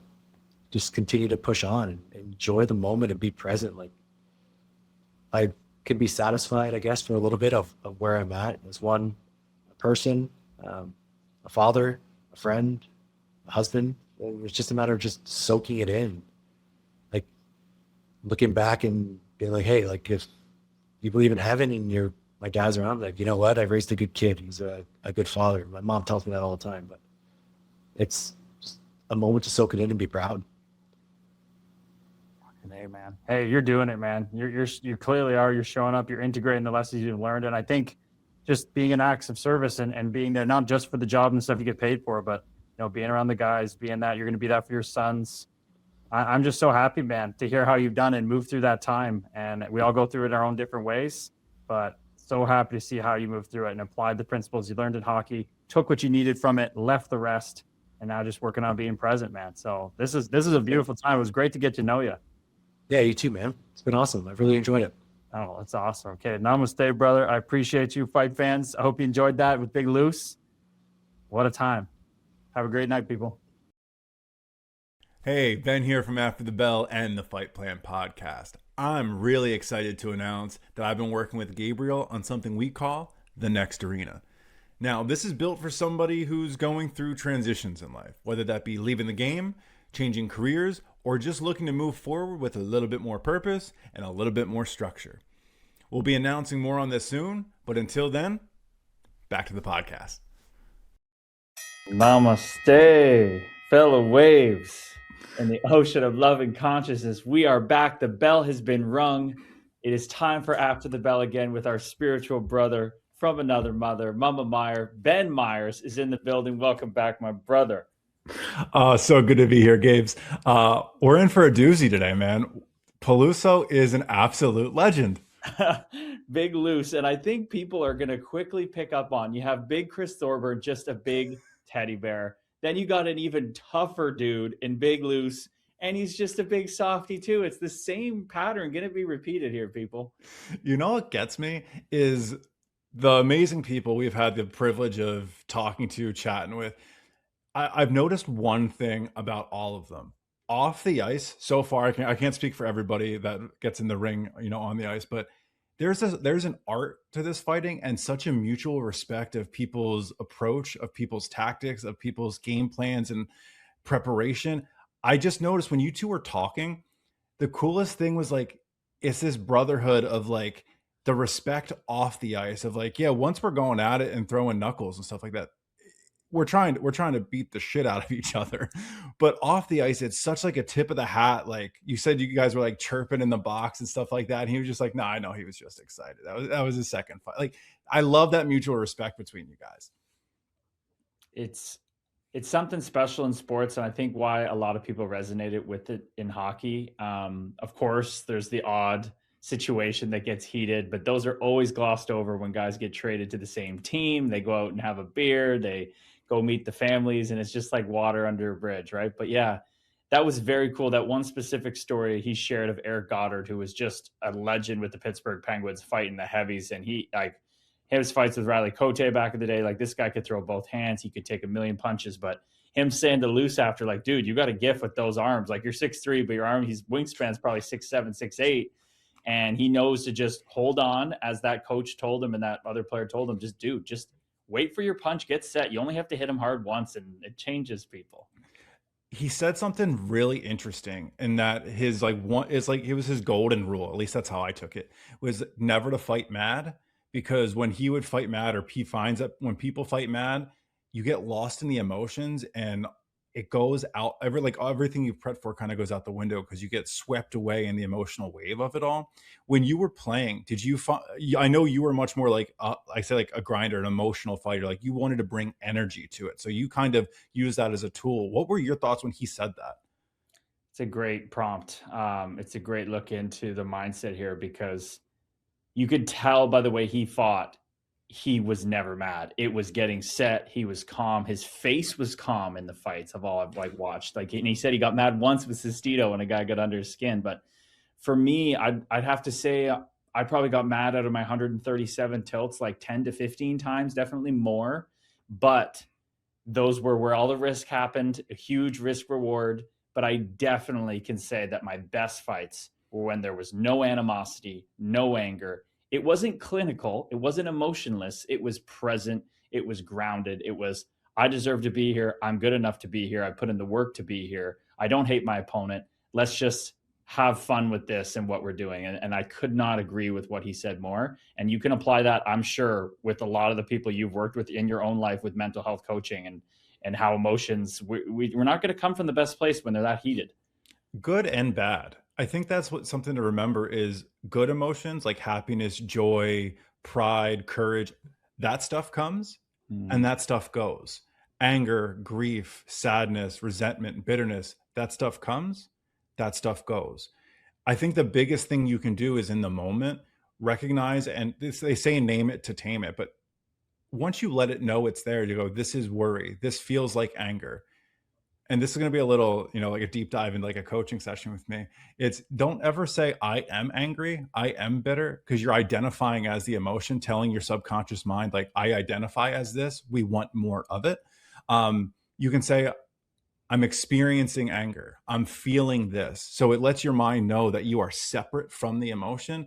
And it just ties into like the fighting game, right? It's a lot less about fighting, a lot more art form, a lot more intentionality of, hey, we're doing this to hype up the team. Like, it's not about beating the shit out of the other person. Actually, it's usually far from it.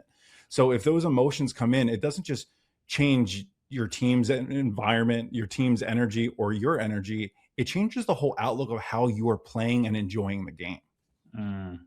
Very true. This isn't MMA. There isn't a big build up in mind games and stuff. It's pretty organic usually.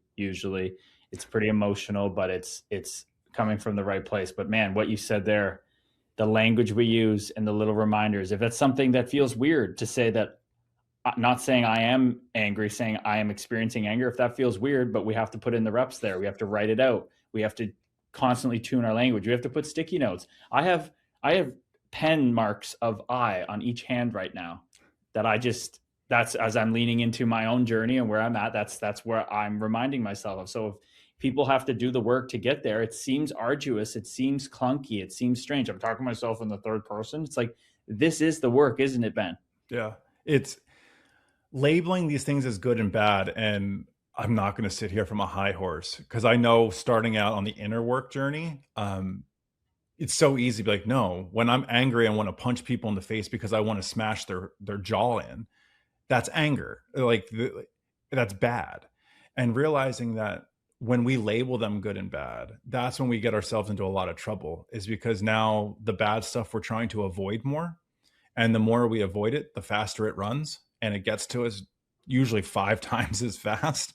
And when we talk about, we want more of that good stuff, the love, the abundance, the wealth, all of the things that just make us feel warm and fuzzy, sunshine and rainbows, peaches and cream.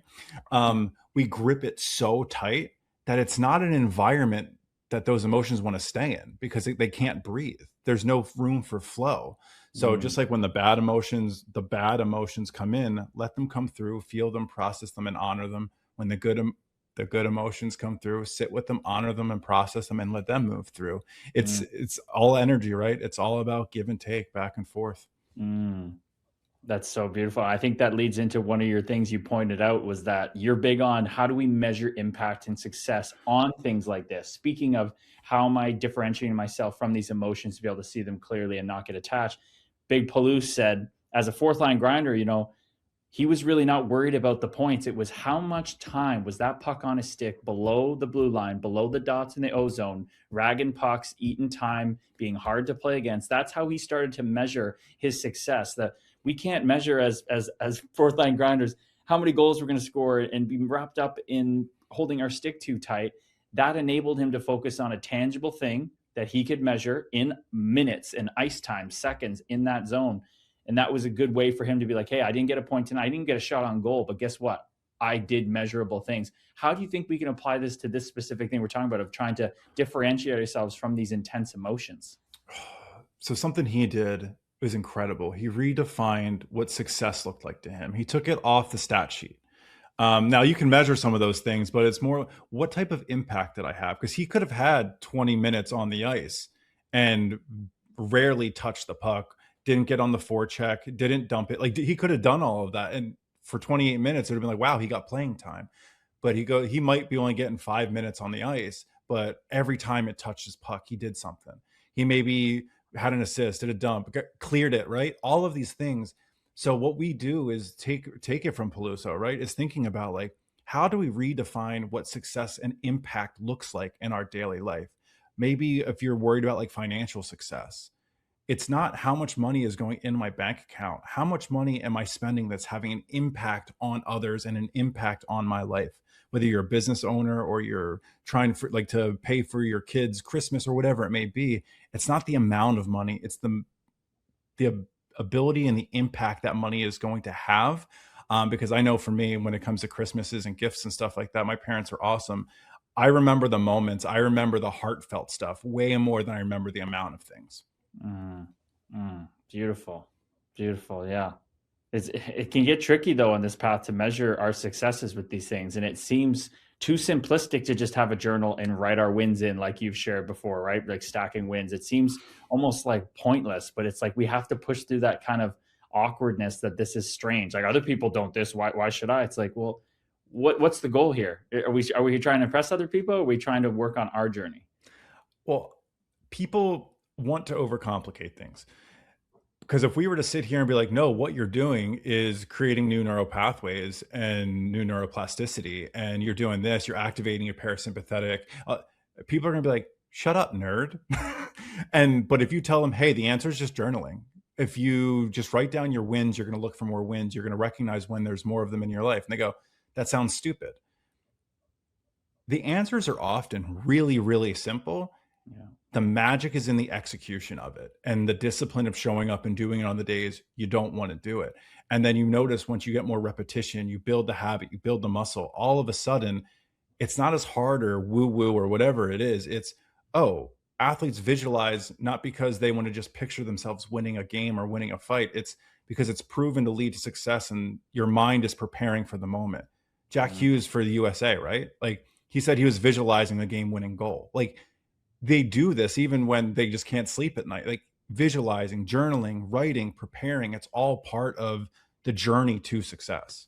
Yes, and we need to find these analogies, and that have been so powerful for me. Find these analogies that we can visualize in our day of, yes, when it's hard, it's like, okay, well, like David R. Hawkins said, how hard is it to build a freaking rocket these days? You have to get all the scientists together. You have to do all this rocket science. It's the hardest type of science there is. You got to get the rocket on the tarmac. You got to fuel it. When that thing gets lit and it takes off, it takes so much thrust. It takes so much effort to lift just an inch off the ground. That's how hard it feels early on in our journey. It feels uncomfortable. It feels clunky. But having these visualizations to aid us, to bring us that piece of like, okay, I'm just in those early days in the trenches right now. I'm building a life that I'm not going to want to escape from. Yes, it's supposed to be hard. Perfect. It's hard. Journal that. It's supposed to be hard and it feels hard right now. Let's go. And that rocket, as it gets higher, the air gets lighter. It gets easier. It gets easier. And one day, people, I promise, on your journey, the only thing that matters, you don't give up. It's going to break through. That rocket's going to break through into orbit, and it no longer needs a push. It's just going on momentum. Everything you've built is because you've become it. It's not something you continually have to, oh, I have to go do this. You've become what you're seeking, that healing process. Well, think about even all of the things you're talking about. Peluso talked about it. He was talking about like having a place to be vulnerable, talk about emotions and things like that. If you don't have this place to talk about these type of things and be like, hey, if you don't know how to talk to yourself about when things get hard, you don't know when it feels like it's difficult, that it's okay to feel that way. Mm-hmm. You're never going to break through because you think that's the ceiling. You think that's the end of the road. It's like, no, this is just difficult. I can't do this, or this is just what it's always going to be. Mm-hmm. But you get back from life-saving fires and you sit down and you have a former NHL player sit down and be like, hey boys, how are we feeling? Let's check in. And all of a sudden you go, wait, I can talk about this. He's such a light and an example by just being who he was. Like you said, you run into him on the ice. You're like, you're a big, scary dude. You are a large human being that will beat the shit out of me. But then he goes in, saves lives, saves structures, saves like people's like literal lives, and comes back and he's looking out not only for himself because he knows vulnerability and emotional processing is important. He looks out for now his new team, which I think in order to get that rocket into orbit, we have to understand how we're feeling and check the temperature of the room around us too. Wasn't that incredible when he shared that? He's just I asked him about, PTSD. I'm asking about how this can be difficult and how is this fight different than hockey, and he just goes right into, man, like, honestly, we have a rough call and I can just feel the guys are in their heads, they're ruminating on, like, I just pull up a chair at the table by the coffee and say, all right, let's go, let's talk about it. Like, that is so beautiful. Could you imagine? That's how fathers led, throughout the world, of just like something shit happens in the family, let's just sit down and air it out. Let's air it out. Who's struggling the most with this?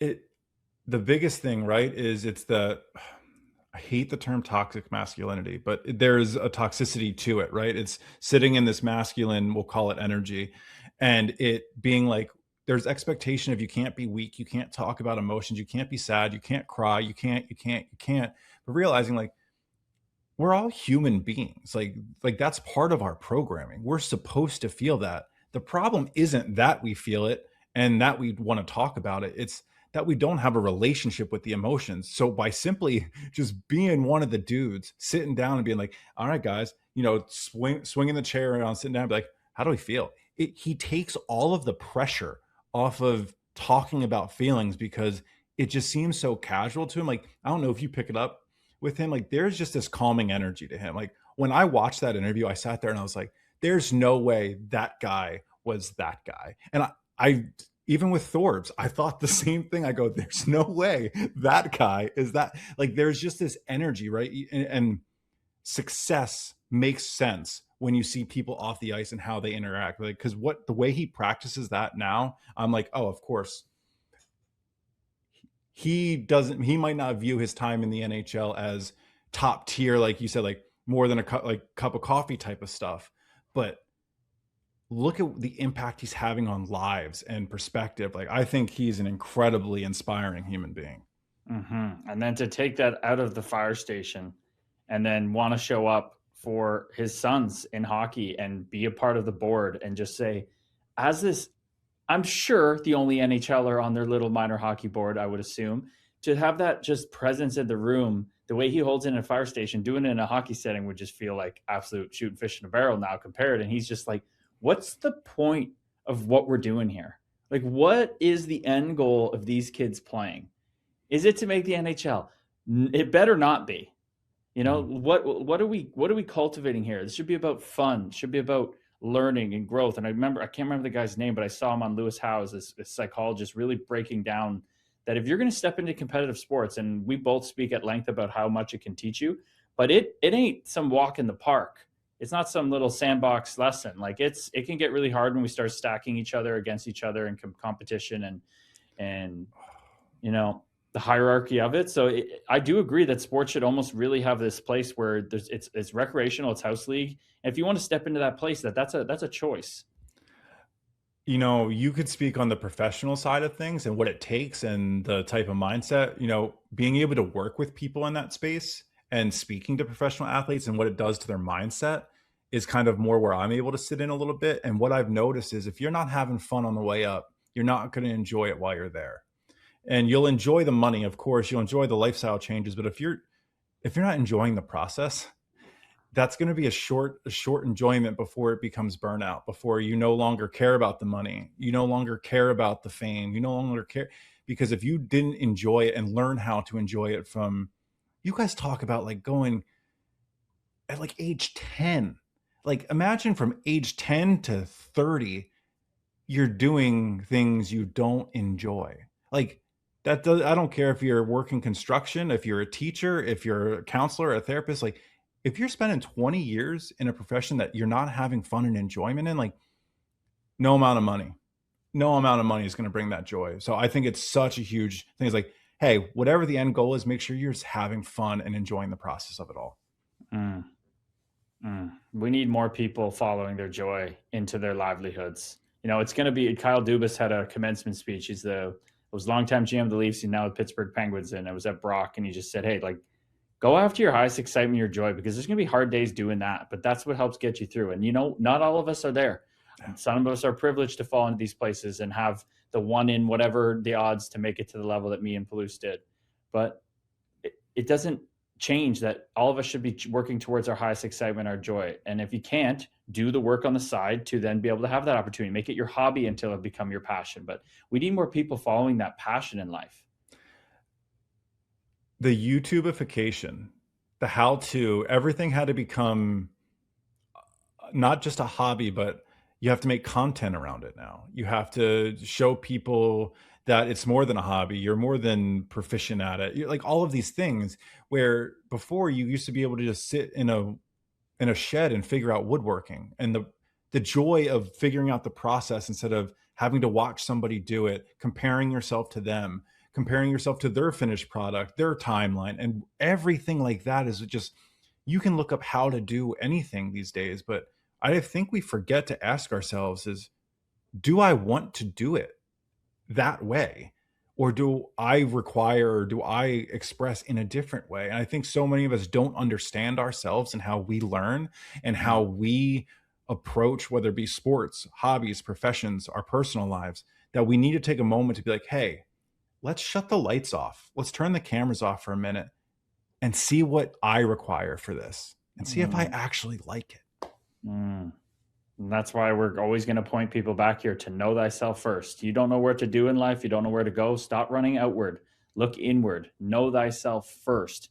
And it clearly seems like Luce knew that he wanted to be in a profession helping people. And he saw the transition to firefighting. But then, as you saw in the interview, I was shocked at, like, even with his resume, it was so challenging to get into it. But he had that purpose. He had that meaning to do it, which allowed him to go, in that year and a half, okay, I'm not going to stay idle and just hope on my resume. I'm going to go better at it. I'm going to go work up building houses. I'm going to go lean in. And he didn't share much, but he did drop on us that it was the hardest transition for him, the absolute hardest transition, even from hockey playing to firefighting. When he left the game kind of not on his terms, he wasn't ready for the game to leave him, and it kind of did, which you could tell I was quite shocked by. Yeah. There's a theme, right? When we talk to people, there's this identity of being, I don't even want to say a professional hockey player, a athlete. And then when that ends, you have so many skills, you have so much proof deposited into this one thing that the blinders are on of like, if I'm not this, then what the hell am I? And then that's when the whole, I need to know thyself. And there's this not so much like even of just like knowing thyself, is it's remembering in that process, you don't have to like yourself at first. You're getting to know a completely different version of yourself. That's scary. So when he said that, he retired and then built a house. Like I'm sitting there just like, once again, transition in life all looks different to everybody else. But remember, like he followed purpose. There was like the service and purpose it just seems like it's built in his DNA. And that led to, he found like there's a competitive of like, I want to train, I want to become a firefighter, I want to do these things.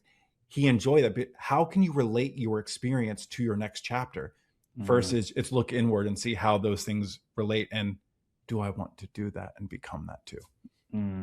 And as people are going to find out as we build this course and it gets out there of exactly for this fighter, this player, this athlete going through identity change, it's how important getting out of our freaking sympathetic nervous system of fight or flight into our parasympathetic. And it sounds like for Big Loose, for a guy that was pretty tapped in emotionally, that his partner became that kind of nervous system safe place where he felt like he could be vulnerable and be himself, being with her for that long. And again, that's surrounding yourself with people who are apparently one way or another doing the work or just adept at it already. She sounds like someone that was able to hold that space for him in that time and allow him to explore and allow him to feel. You know what they say, behind every good man, right? There's an even better woman. And it's that quote goes so much beyond even just partners. It goes on, what room are you sitting in? Who are you surrounding yourself with? Because I can imagine as a pro athlete, you can find yourself sitting in rooms of a lot of people looking to take. A lot of people looking to take from you, whether it be your image, whether it be money, whether it be just your energy, because you've made it to the cream of the crop, the top of all of the top. You made it to the league, right? Well, who are you surrounding yourself with? People that have your best interests, people that will support you when things are tough, when you're going overseas and it's not going how you want it to go. Like, who's going to be your rock when all of that happens? Whether it be a partner, whether it be a parent, whether it be a friend, whether it just be a former teammate. Be so conscious of who you are spending your time with, what room you're sitting in, because when you're sitting in the wrong room, you will never know what the right room feels like. I've talked to so many people through this healing journey and sharing notes along the way of just, it's so hard when these people that we've had in our lives, they fall away, and you have to sit in that with them. And I've had the same thing, and people sit with me just like that. You gotta make room. You know, everything has this cycle of yin yang, death and birth, and the people that are going to be there for you can't miss you. And if some people have to fall away for you to kind of find that new tribe, that is something that we have to lean into, because man, going from that fighter persona and that lifestyle, I had so many people who were just so plugged in. The first thing we'd speak about is now something that I have absolutely no intention to be speaking about anymore. Something that was draining my energy, something that was taking me away from knowing myself and doing the work. And that's just kind of part of the deal.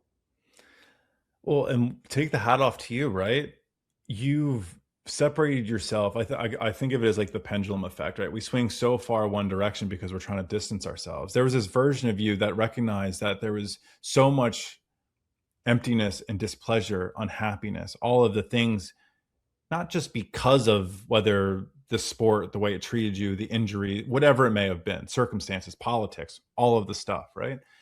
It was so much more. Now you've done the inner work, and now you're coming back and you're stepping back into the arena with it from a whole different perspective. So the people that you are coming in contact with, people that you are maybe investing your time in with have a whole different outlook, and they're not trying to get the highlight reel of what it was like to chase Chara around if you're Thorbs and try to get a fight. Like, people aren't looking for that adrenaline high. They want to hear about the art of it. What was your experience? How did it make you feel going through it? What's your life now? What's your hero's journey about it now? Which is a whole different conversation than, hey man, how is that fight?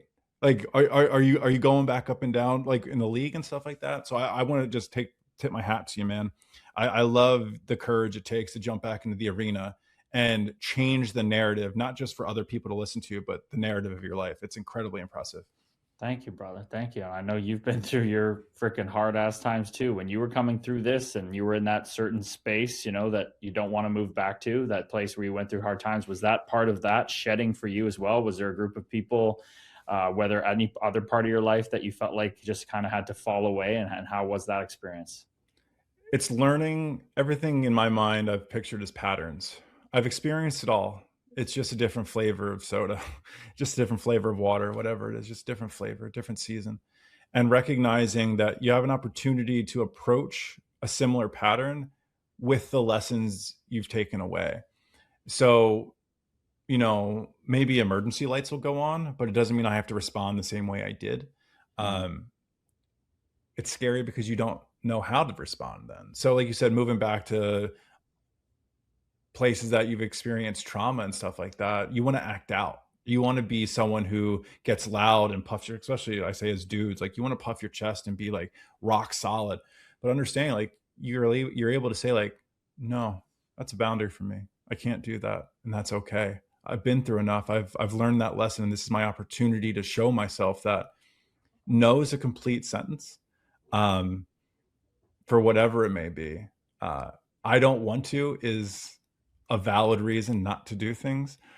So yeah, that experience in my life brought me to the now, without going into all the details, hey, you're strong enough just to say no, and that's not something you can do. And the right people will respect that.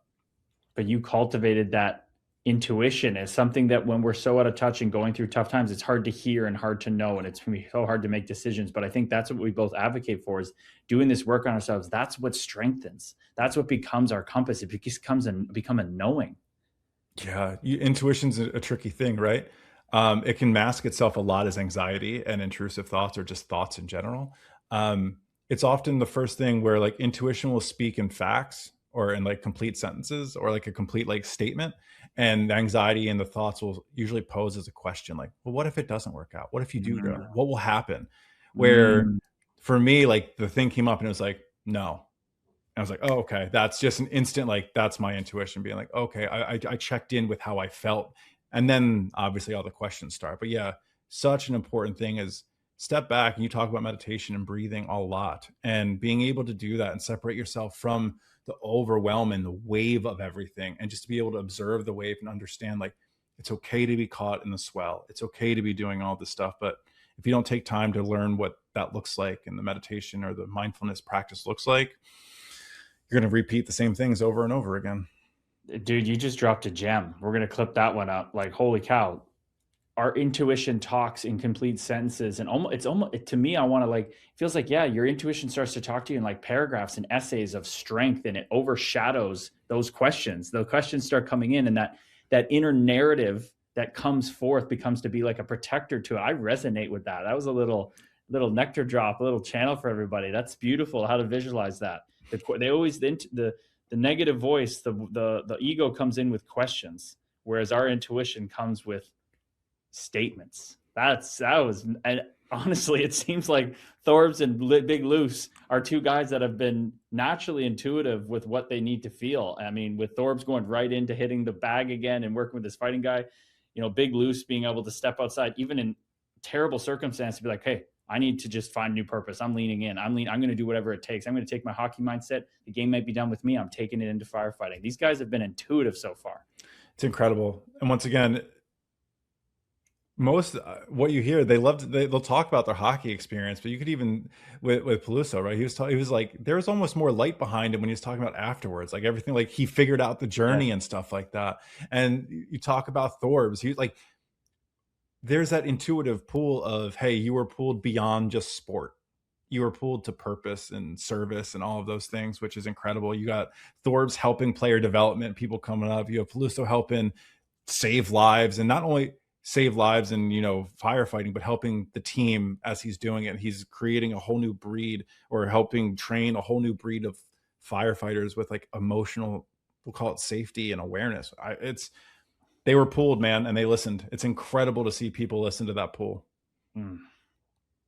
They've really turned the fight plan on the ice to a fight plan off the ice, of just seeing, hey, everything I go through is just a stepping stone. It's just another way for me to get better, grow, be better of service to others. And ultimately, when I'm giving, it serves myself the best. Brother, what a second after the bell. What a time. We're always going to have a hard time keeping these 30 minutes. We have so much fun talking, but what an episode. What a channel there at the end. A great visual for people to lean into. Thank you so much, as always, my man. This is wonderful. Sending love to everybody. Namaste, everybody. After the bell, wrapped up episode 2. The Fight Plan podcast just getting going. Stay tuned, people. Stay tuned. I just seriously hope you enjoyed listening to that podcast as much as I enjoyed recording it with that guest and then breaking it down with Ben on After the Bell. If you really want to support us, the best way is to like and subscribe, to get connected on socials, the Fight Plan on Instagram and TikTok. And then finally, get in the WhatsApp community where we talk about the real fights in life, but of course the fun hockey fights and fights in sports too. Thank you.